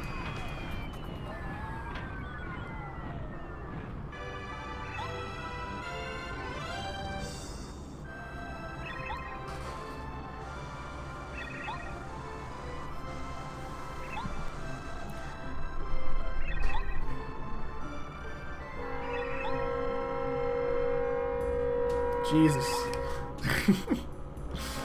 So many horns.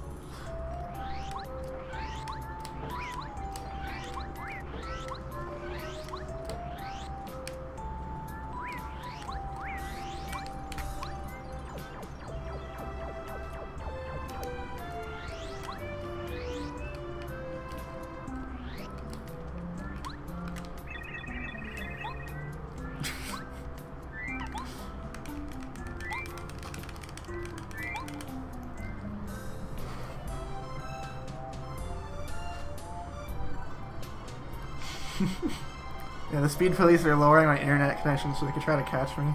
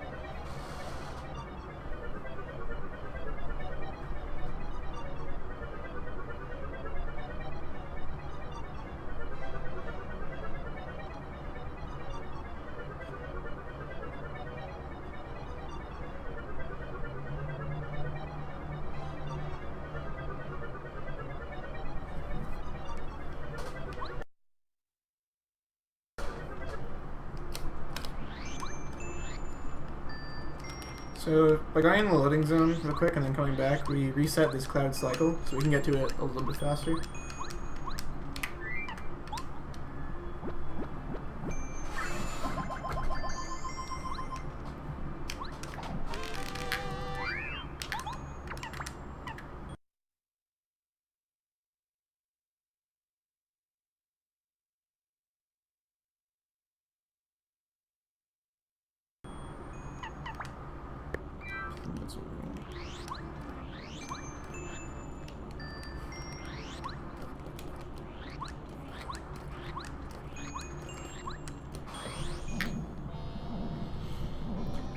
Alright, so the Huff fight is pretty straightforward.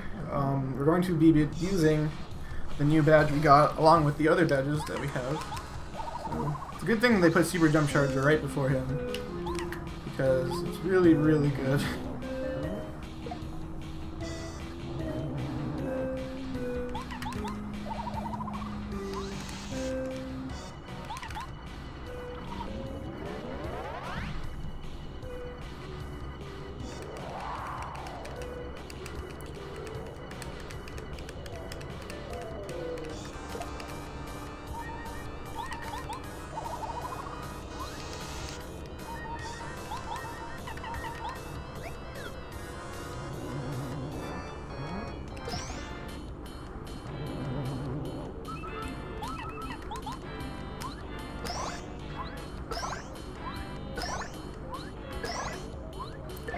Look. So, Super Jump Charge plus Mega Rush plus Power Bounce completely destroys bosses.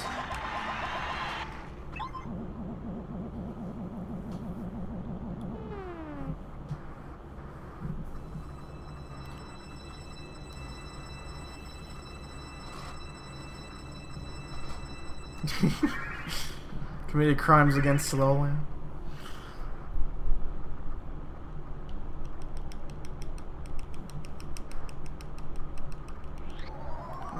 And that's chapter 6. So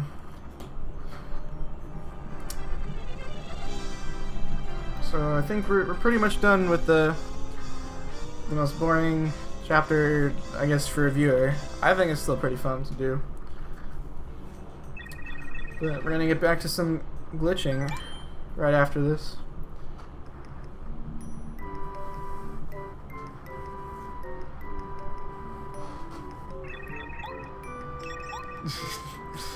You can guess what chapter is next, if you would like. So what comes after 6, guys?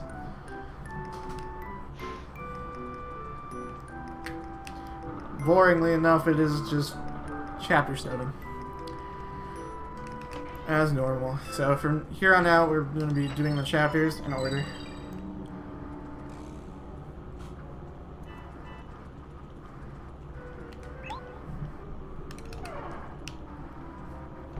That doesn't mean we can't have some fun with them, though.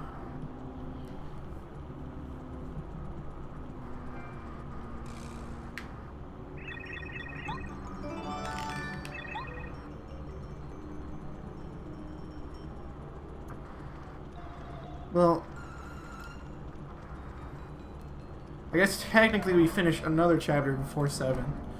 We'll get into that in a second, but I don't really count that.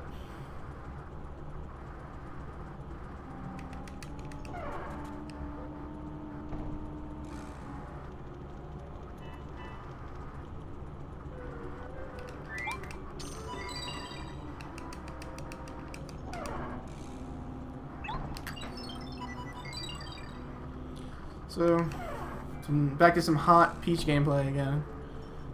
So do some walking.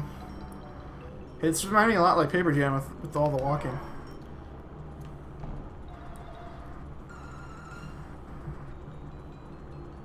Are you asking how I can do the game in an hour and a half from this point, or in general? Because in general you can't beat the game in an hour and a half. You can beat it in like an hour 40.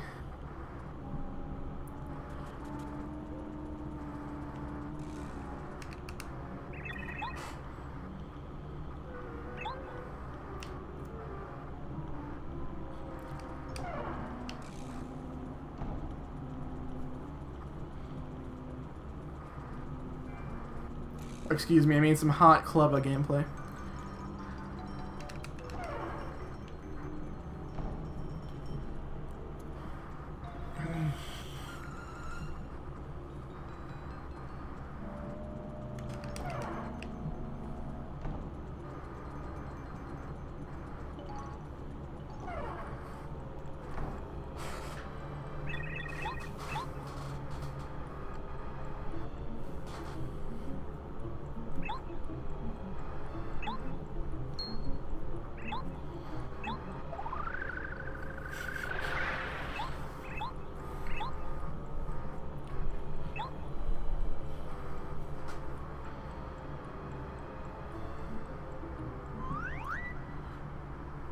top tier level movement. Agreed.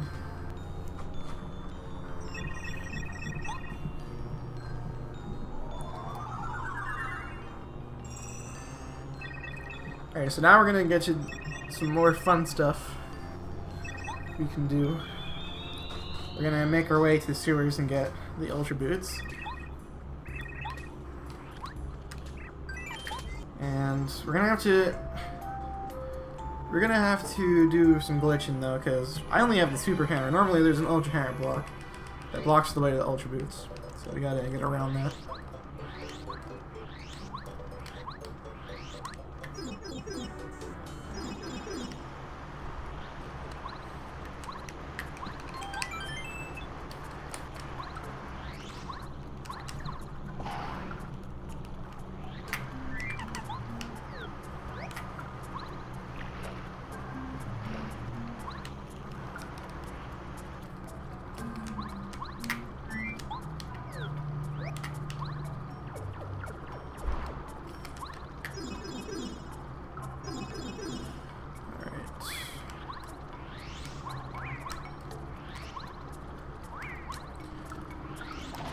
I'll explain it afterwards.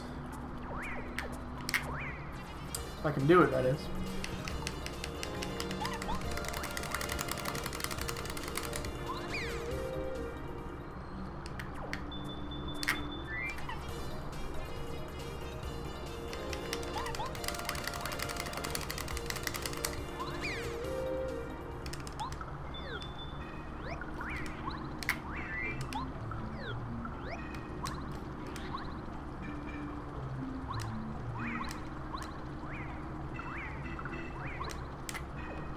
Okay. So, when you open the menu while encountering an enemy, while on Lackluster, and then you switch partners, you kind of like, you keep the hitbox that you had before. So the hitbox that you had when you're on Lackluster is like a bit weird. So we call that state clippy because you can just like clip through everything. And then when you use Lackluster again while in that state, you teleport to his Y position, I believe it is.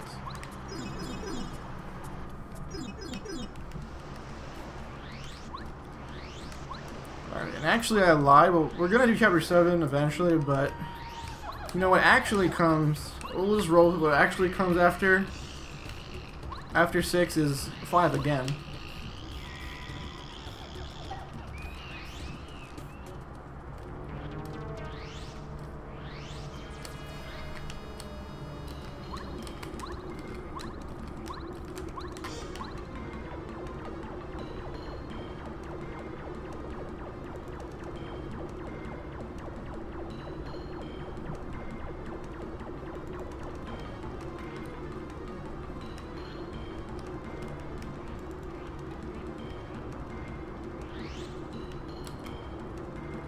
Yeah, his height.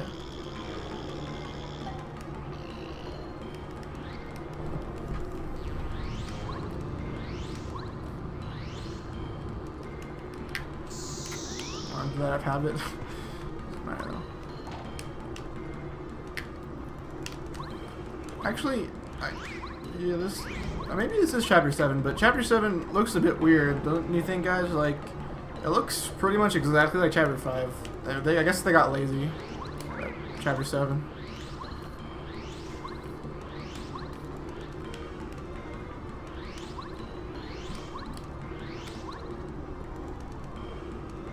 Yeah, you know what? I think this is looking a little bit different. Maybe this is chapter 7.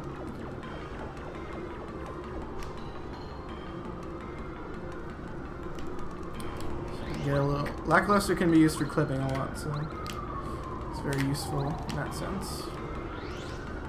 So here I'm clipping out of bends because to get around an invisible box that would otherwise trap you in it. So normally not supposed to get back down here. I hope you guys are ready for this because I mean no one really knows. Paper Mario can get pretty lewd sometimes. So, we're gonna see some hot action, and specifically some hot chest on chest action. Look at those chests together.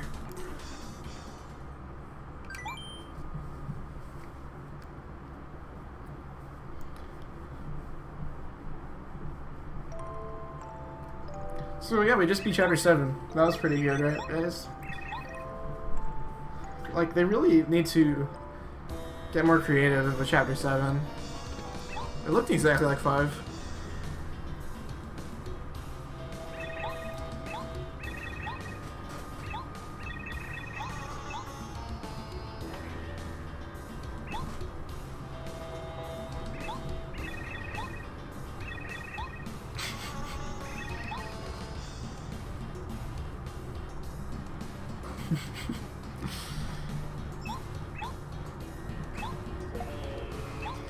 So what happens there, this glitch is called Peach Warp, and by beating Chapter 5 again, the game thinks you just beat whatever chapter you're in, if you're in a chapter past Chapter 5, so the game just thinks I beat 7, but even though the game thinks I beat 7, I have to actually touch the card for Chapter 7 in order to complete it. But what it does do is when you beat Chapter 7, you're teleported to right outside Crystal Palace, but that's exactly where I want to be, so now I can just enter Crystal Palace immediately.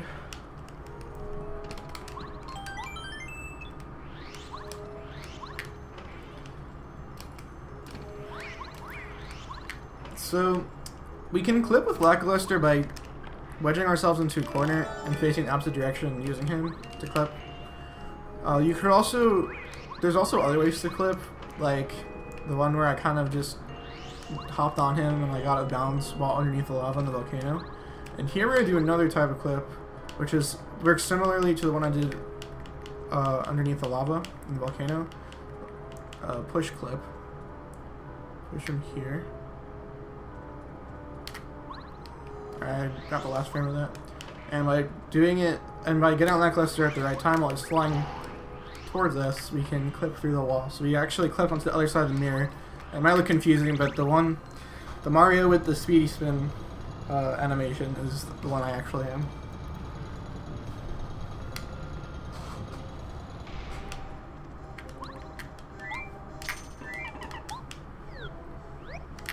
So this can be kind of confusing if you've never seen this before, because like it'll look like I spin through myself in some spots, like right here, or not here, a little later on actually. Forgot there's no reflection here. So this skips some duplicate fights you're supposed to do at the beginning of Chapter 7. Oh, and you might ask, don't we have to, since we beat Chapter 7, does that mean we have to like re-trigger it so Crystal King is there? And the answer is yes, but it's already triggered as soon as you enter Crystal Palace for the first time. So it's just automatically resets.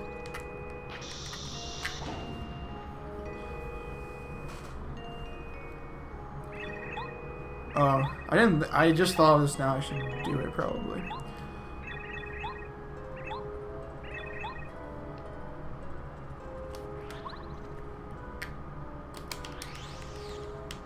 So we don't really want to solve that game yet. We'll get back to it.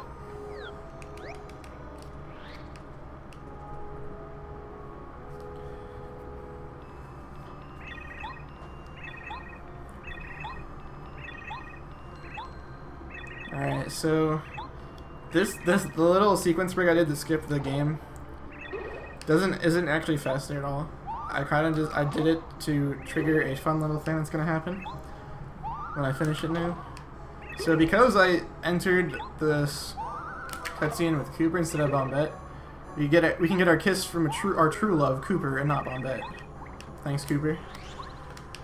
He's our true love. Don't want a kiss from that icky Bombette.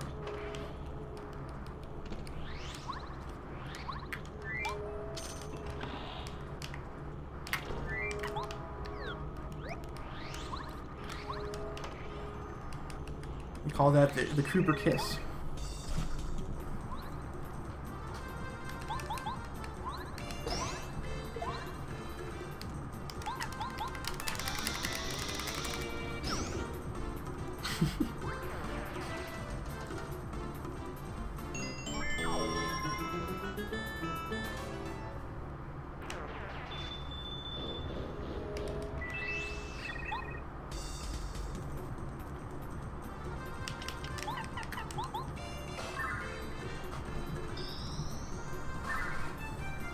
No Clova skip, please.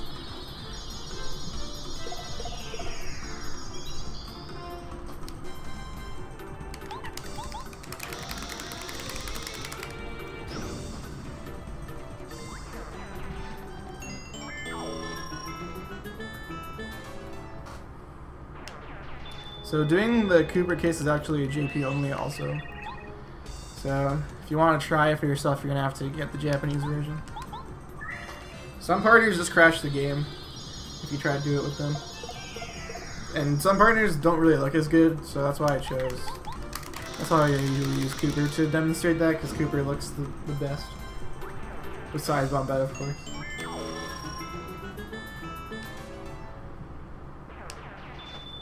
And using a shooting star there instead of Starstorm was a little bit faster animation. Otherwise, you know, real difference. So shooting Starstorm does a little bit more damage, obviously.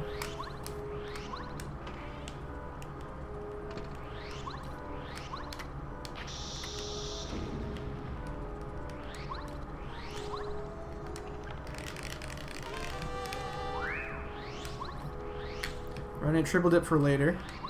And also that Dupa Ghost is blind. He just never sees you if you go do the right movement. You pass right in front of him.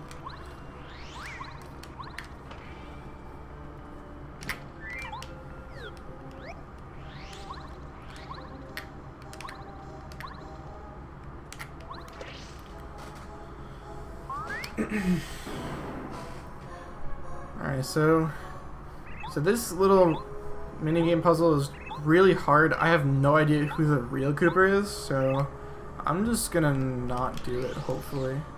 Except I'm bad. I still just...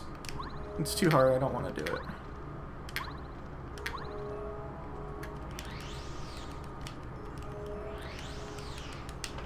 Just, yeah. Too hard for me.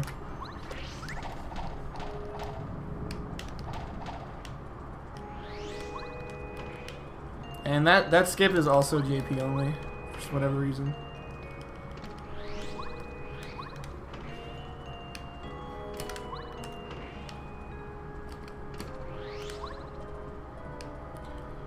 Yeah, honestly, I'm pretty sure Luigi is actually Cooper. He makes the most compelling argument. Like, why would your own brother lie? Probably should have just picked him, but it's all good. And we're gonna make a pit stop for PFD down here.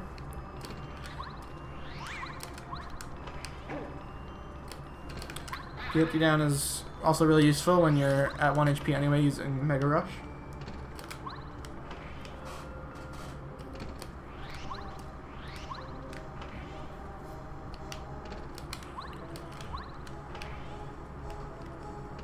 And there is where it looks weird, where you like walk through yourself. Your mirror image. Oh, bad angle.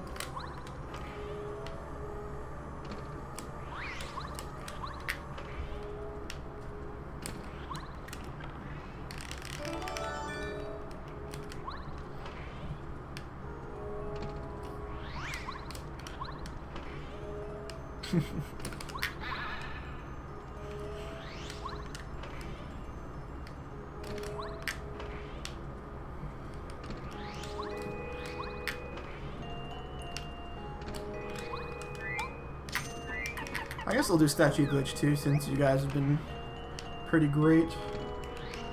Might as well, for the fans.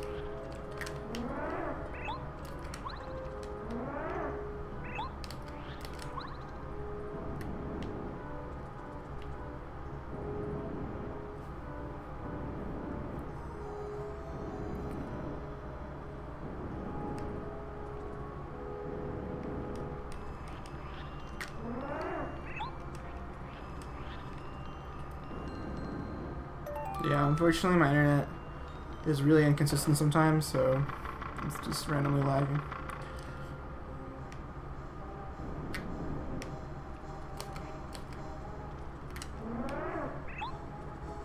Alright. My people need me.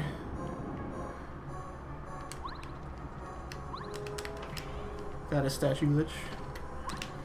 Completely pointless.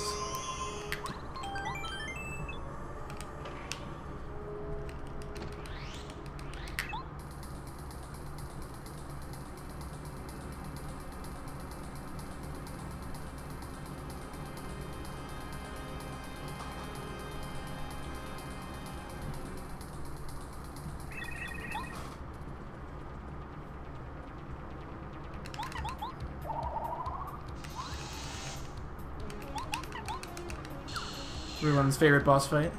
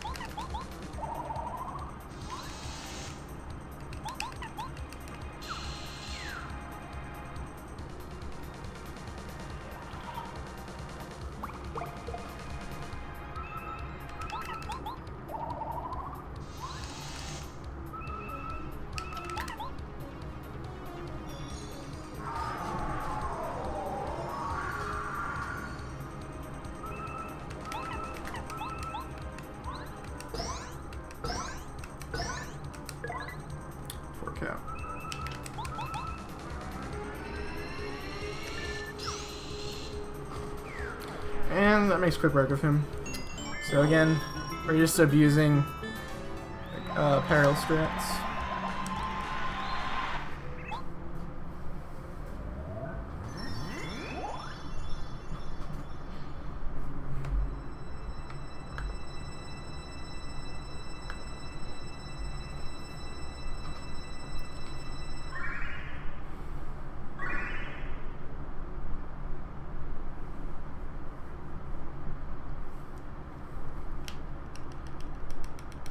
Yeah, 4 caps like 5 seconds.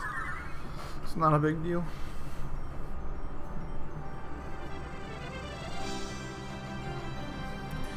Yeah, what's also really great about speedrunning this game is that there's a really low % chance that you get a 3 cap on a boss and then you just die if that happens. So that's pretty good. Thankfully it did not happen in this run yet. It could still happen, I guess, on Junior Troopa, but on Holly Bowser and Final Bowser 3 caps are accounted for because they're a lot more common.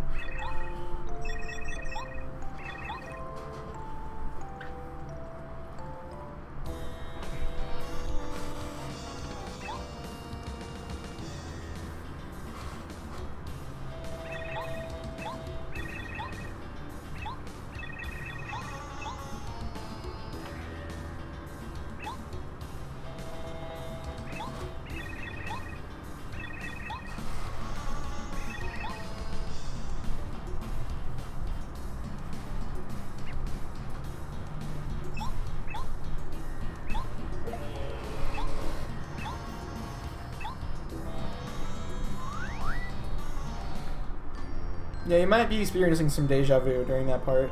It's completely normal. Also, this Star Spirit is a vampire because it doesn't have a reflection. Game theory.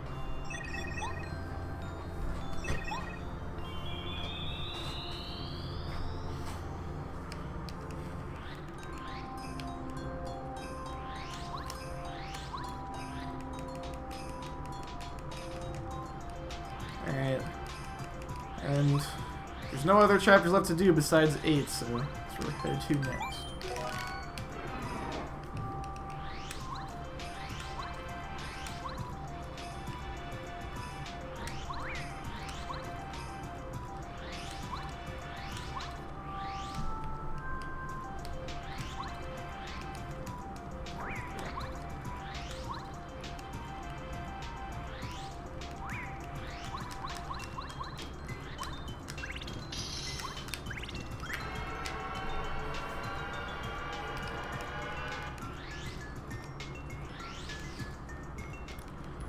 We're gonna pick up this repel gel.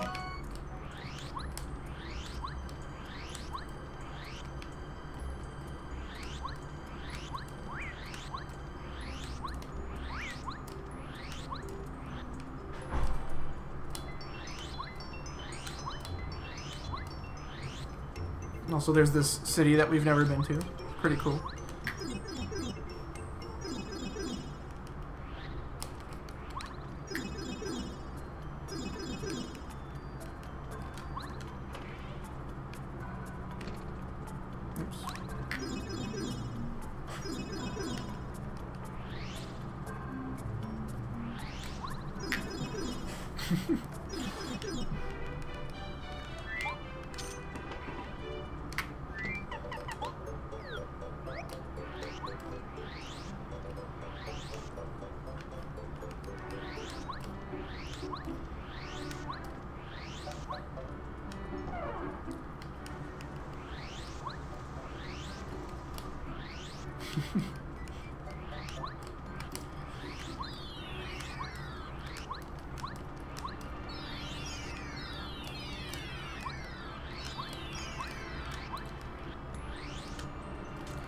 Yeah, it's actually in 90% no wrong warp, or no peach warp, whatever you want to call it.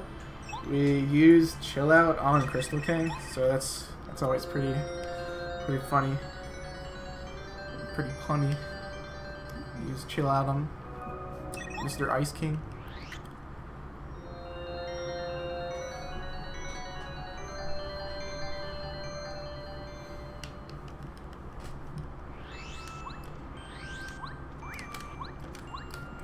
No idea which side he's on.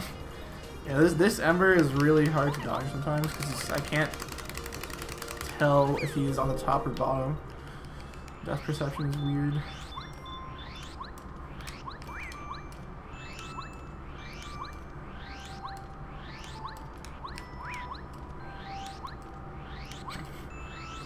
What's up, Juicy?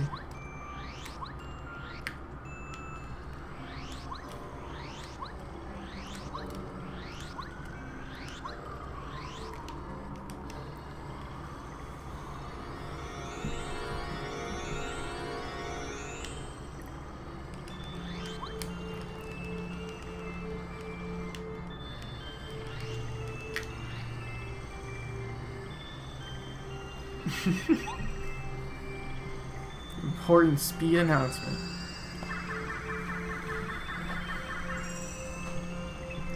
That's an old meme. I haven't heard that in a while.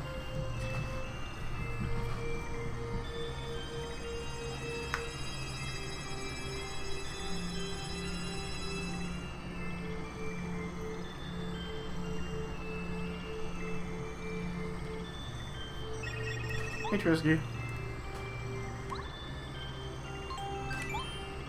What's up?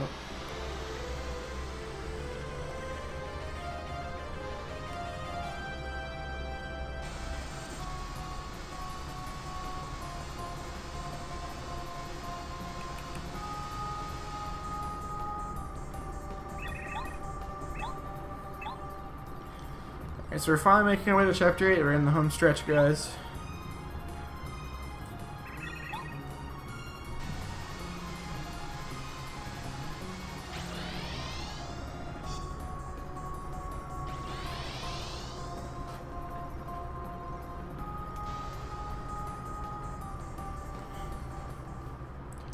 Alright, Chapter 8 is where things get a little crazy in this route because I don't have a bow. And bow is very, very useful against Bowser.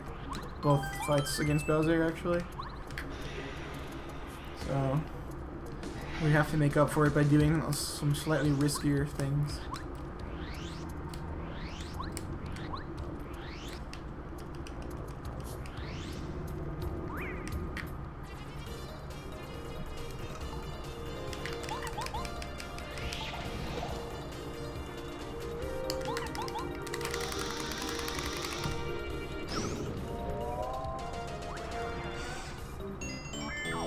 I'm using the big dumb RNG route, but I'm gonna use save states to make it safe.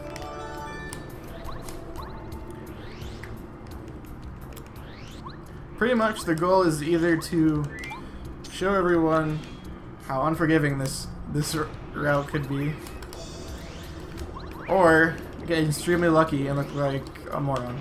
So either one's good with me.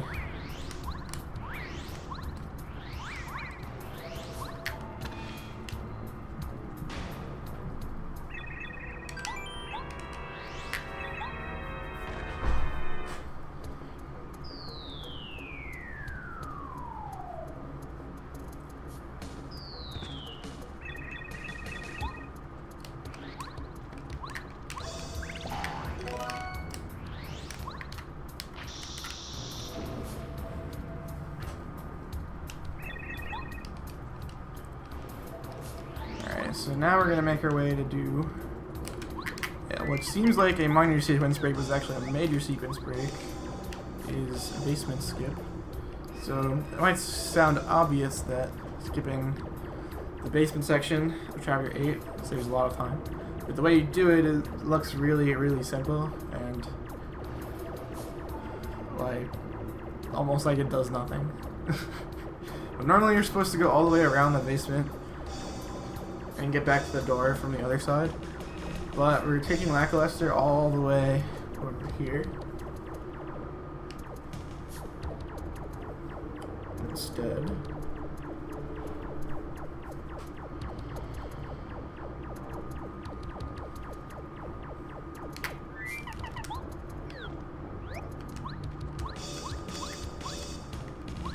You can just clip through that block by doing a spin jump. And you can land up here and go back through the front.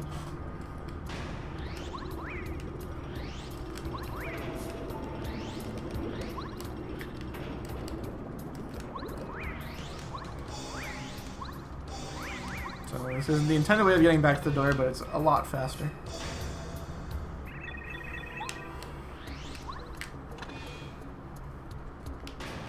Alright, so we're getting close to some of the final glitches of the run. I had some trouble with them yesterday. Hopefully they go better today.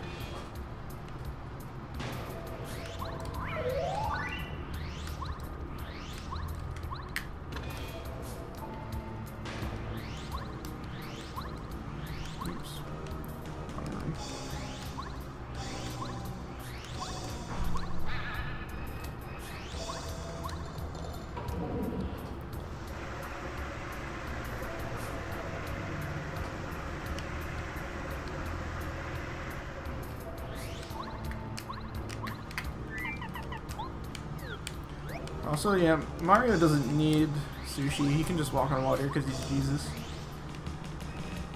Spoilers, game theory, all the above.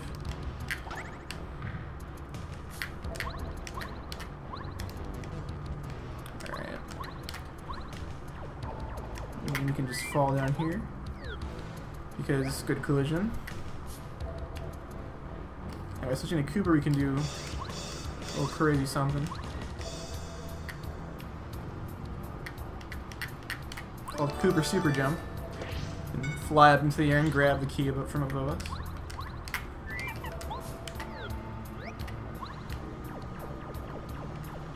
Oops.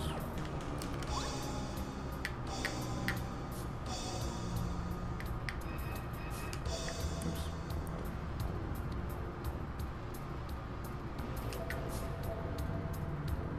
Scan the loading zone, please.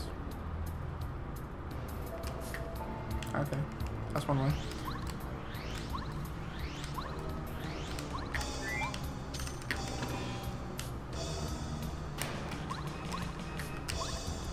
If I missed that loading zone clipped back into the by the ground, I would have soft locked. Which is unfortunate. And we're doing one more Lackluster clip here. I failed it though.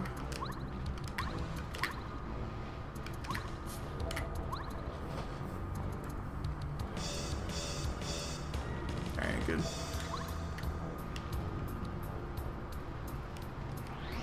I clipped back in bounds though. That's not good. Catalyst's been giving me some trouble. This trick is called, it's supposed to be called Cannonless, where you skip all the cannons. It pays homage to the Super Mario 64 Cannonless, but I'm really bad at it right now.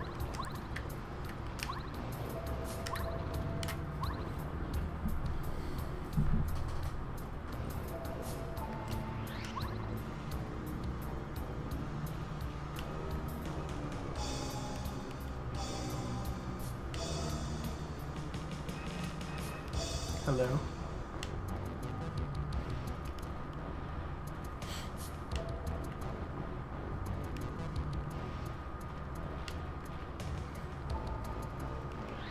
There we go. That was really bad. I'm sorry. I apologize for that.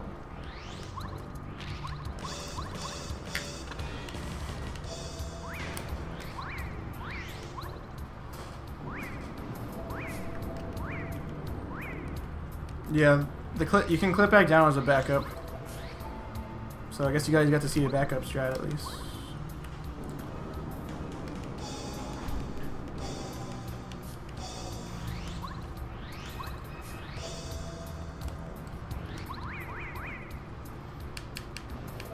Really?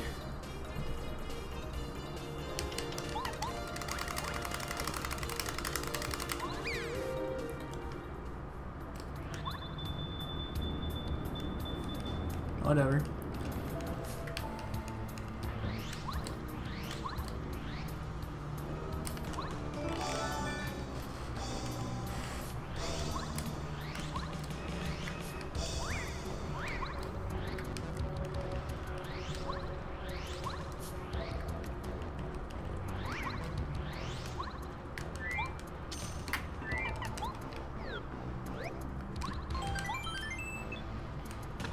Yeah, the backup clip's actually a little bit harder, I think, than the regular clip, but it happens when you mess up, man.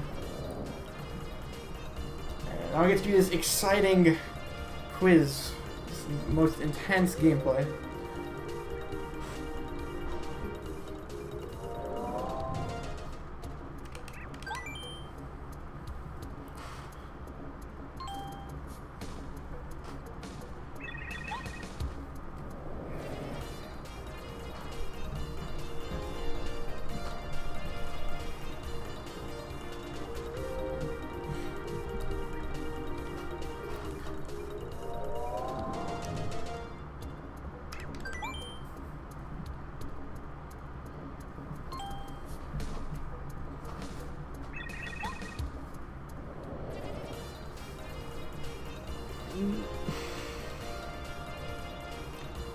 Maybe one day we can skip this quiz. Maybe one day.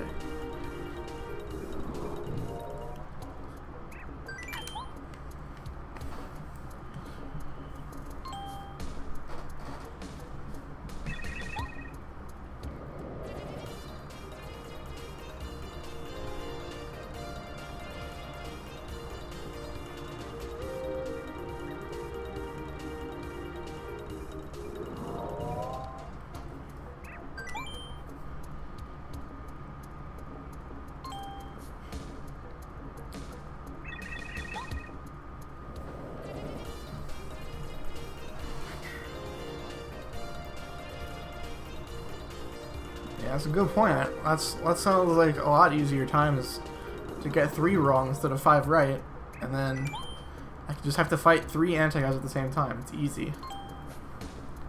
Sounds like much faster time.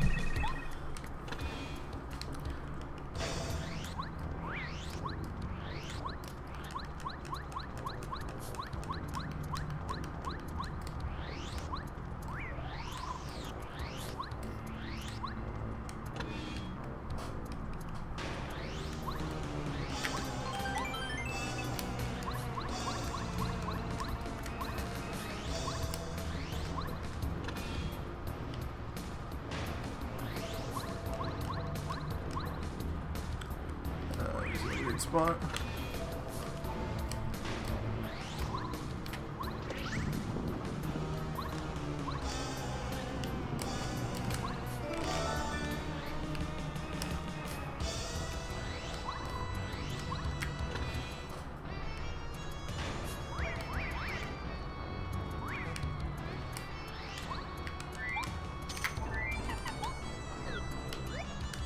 Yeah, Bowser's Castle's theme is pretty good.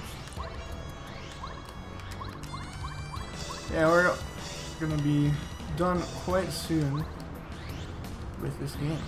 Yeah.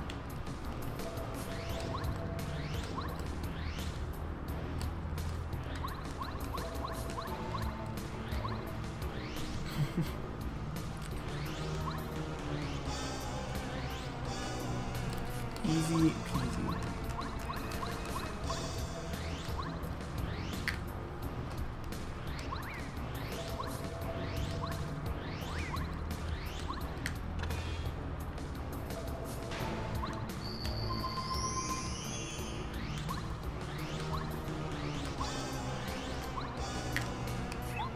Oh hey, it's Peach.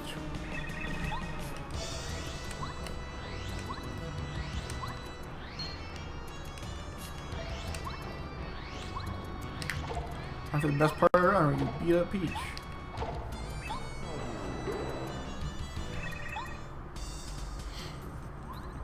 Alright, so this is where the RNG gauntlet begins. Every fight until I'm done with Final Bowser is a nightmare. This one, hopefully, doesn't go too bad. Just has to work on all of them. Okay. That's pretty good.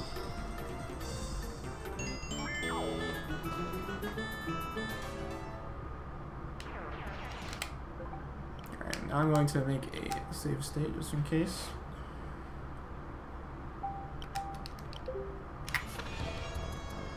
Oh. I forgot to switch to watt. Oh well.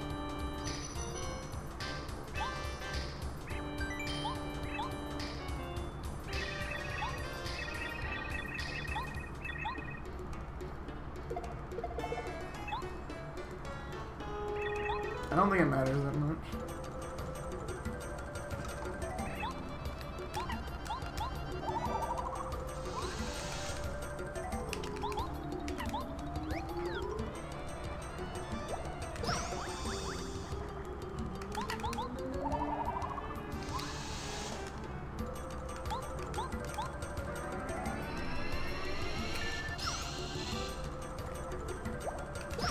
Alright, I hope I can paralyze him.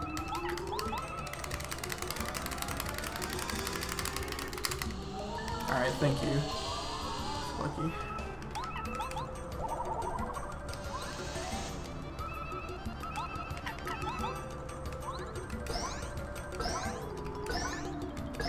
Alright, good bounces too. Man, that was a good fight. Yeah, I'm playing this on Wii UVC.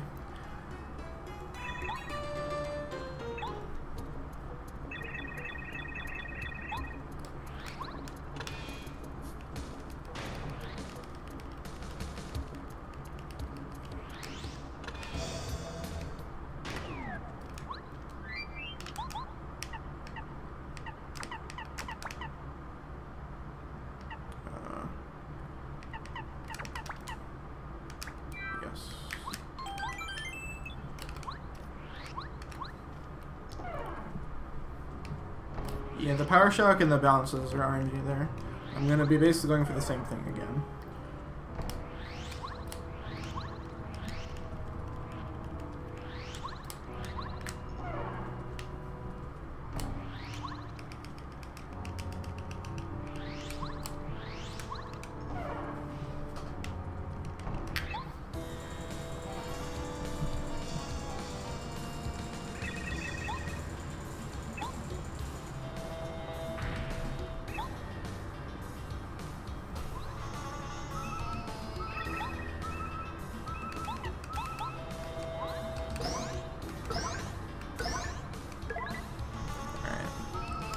Come on, Watt.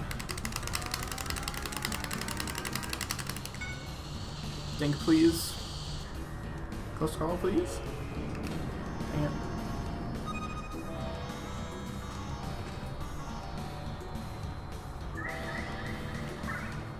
So...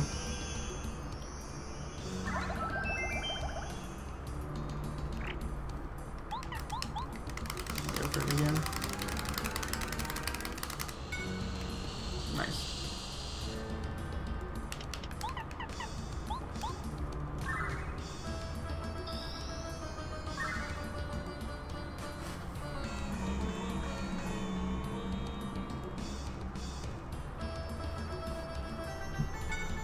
Dink, please.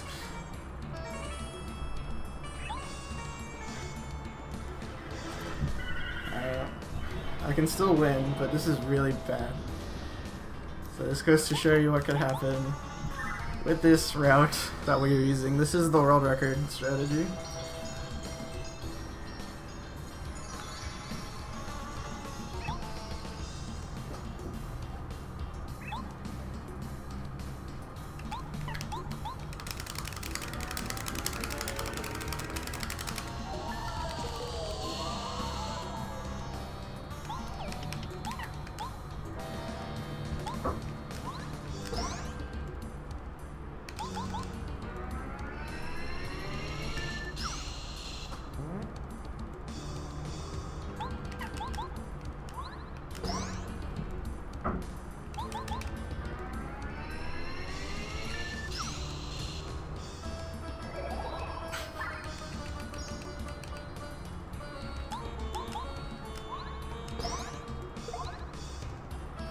Oh, this is fine. I really just wanted to show off the round in general.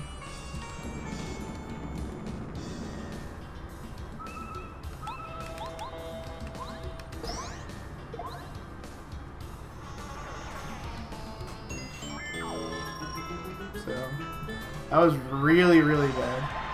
But it's fine. Okay, but now I don't have a life room for Final Bowser, which is fine, but now I have to... I might be more reset heavy on... I might have to like load save states if I need to on Final Bowser. I didn't load any for Holy Bowser, but...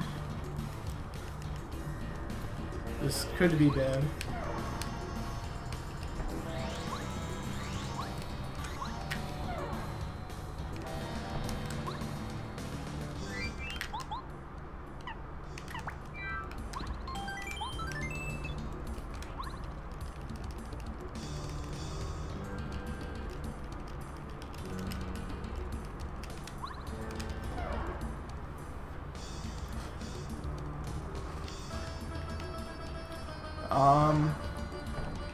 Memeless for Holy Bowser is pretty likely if you get Power Shock or Close Goal.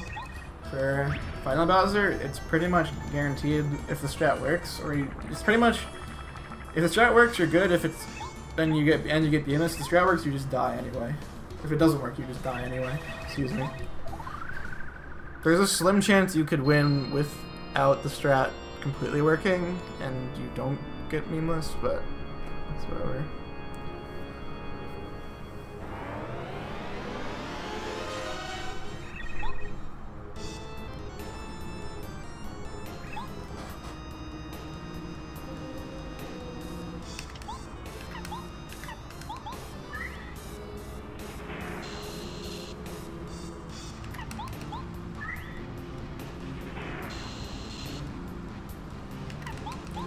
Strategy here is spam triple dip right now.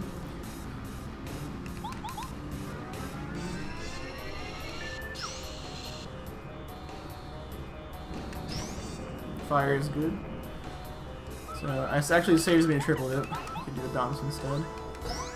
I can use the items there later if I need to.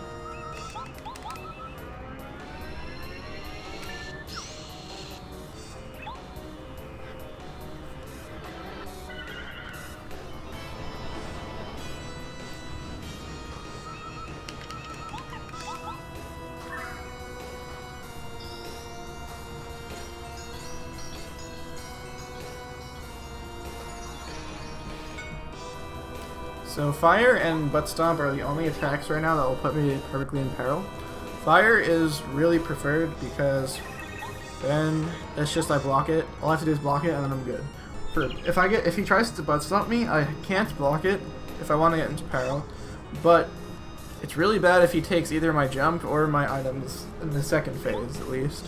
So I need him to get me to peril on turn 1 for the strat to work perfectly. But first, before that, we need to enjoy this intense fight with more hot Peach gameplay with Twink versus Cammy. Twink and Peach versus Cammy.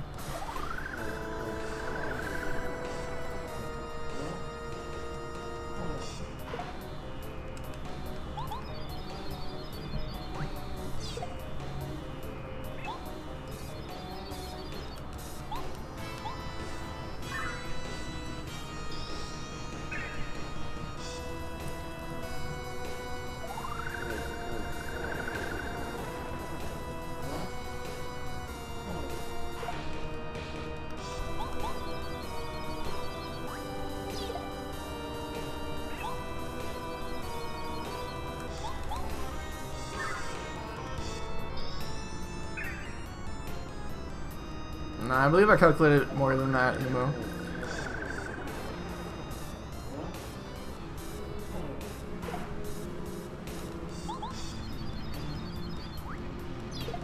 I forget what my exact calculation was, but I believe it's like slightly more than 50 overall that you win.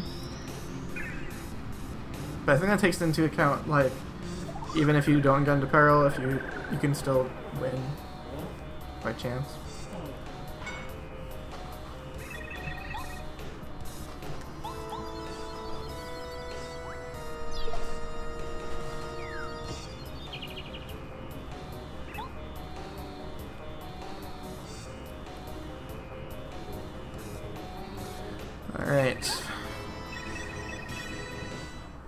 get into the final battle.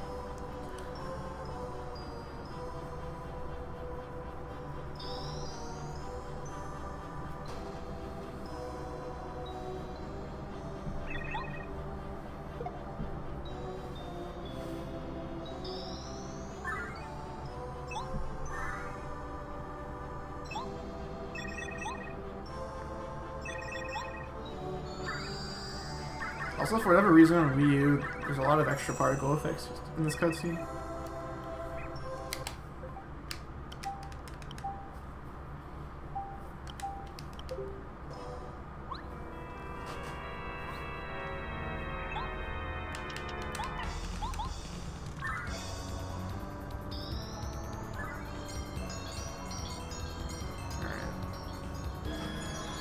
What are you gonna give me, Bubsy All Pal?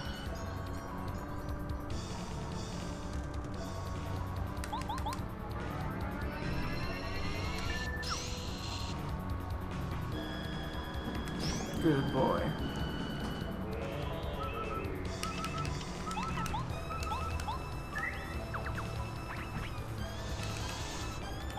There's 3 points for safety.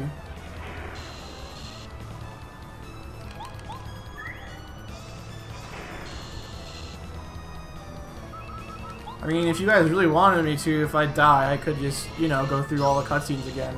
Waste 7 minutes of your time. Yeah, it's just for the marathon.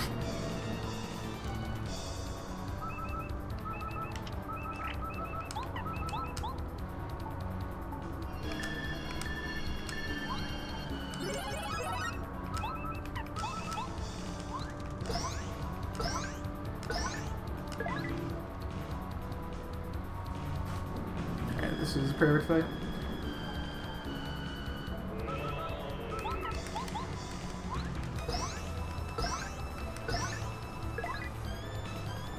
Didn't need that, but skips the water thing.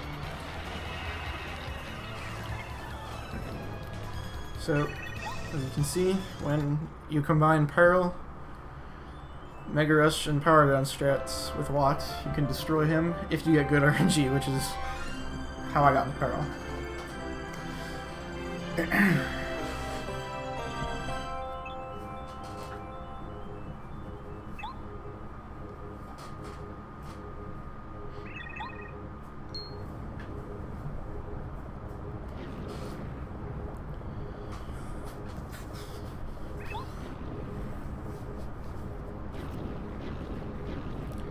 So yeah, if he doesn't use fire, that fight on the first turn, in the second phase, it can be really, really bad. But he was nice to me.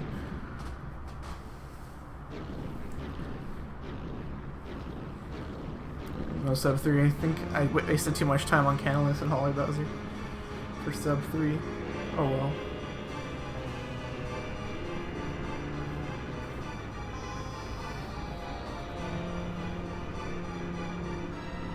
Alright guys, should I bring Luigi to the party or should I skip him? I mean, in this game he's done absolutely nothing to help me. Do you think he deserves the party? You guys gonna be nice to him, mean to him?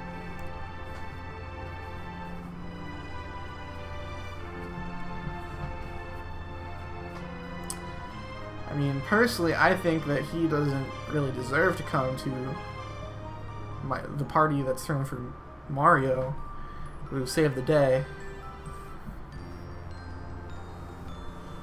But what do you guys think? You're gonna pity him?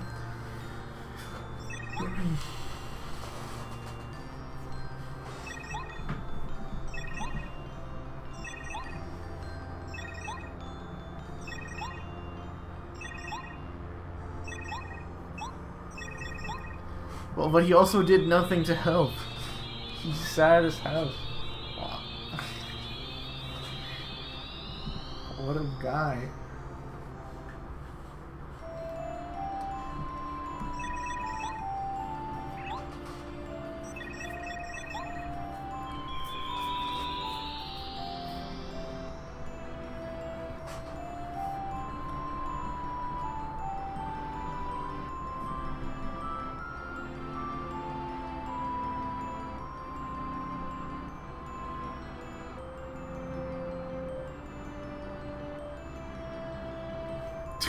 Juicy, please.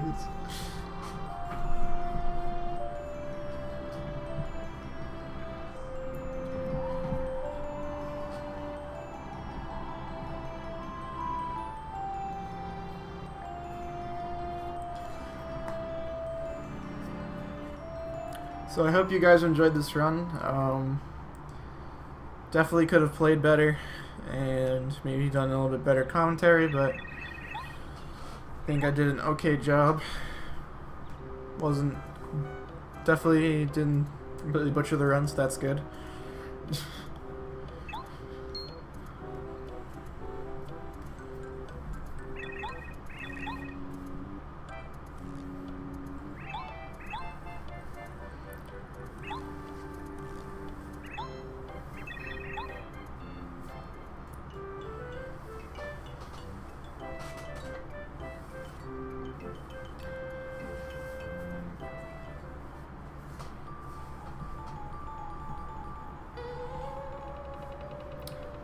Definitely had a lot of fun doing this run though.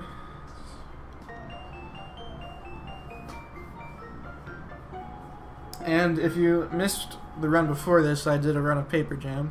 And even if you've never played Paper Jam and you missed the run, I suggest that you check it out because it is definitely something you don't want to miss.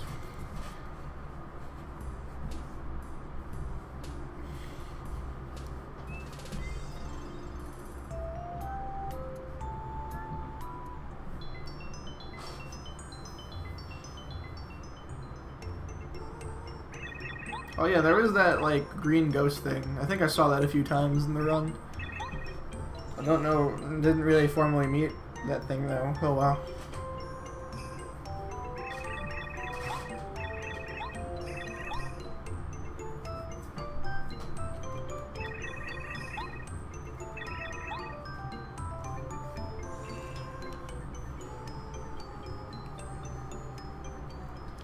Alright, well, I saw a lot of people begging to have Luigi come to the party, so I guess I will. Also, I think my Wiimote just died right there, that's why I didn't skip the text immediately. Is my battery dead right now? That'll be pretty funny. It's working right now, it might be dying.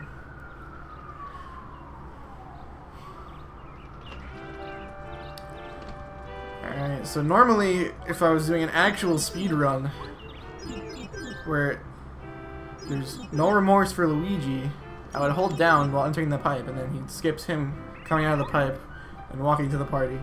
But now he gets to come, even though he did nothing to deserve it.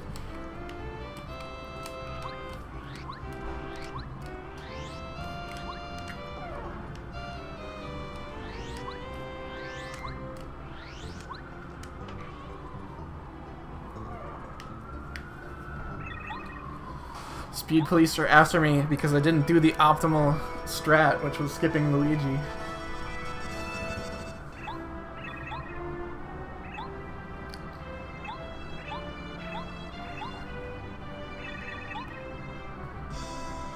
And time.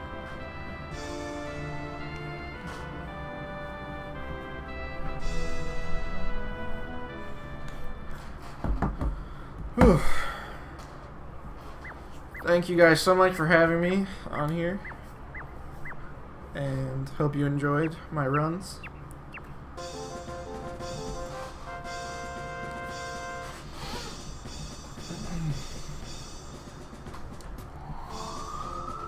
Sorry again about internet troubles, I have no control over it, sometimes it's just bad.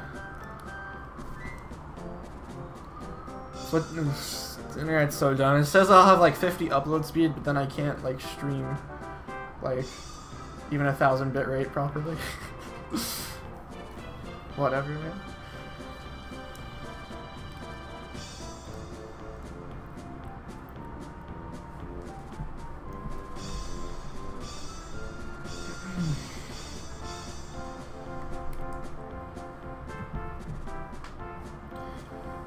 We will be back tomorrow morning for a Super Mario RPG race, so why don't you guys tune in to that, as well as the rest of the marathon. There'll be plenty of good runs. I know, I'm excited to see a full Partisan Time run. I haven't really watched the full one run. I've seen some of the new developments, so probably check out that. And every run, Color Splash is making a debut in a marathon as well, and this, so check that out.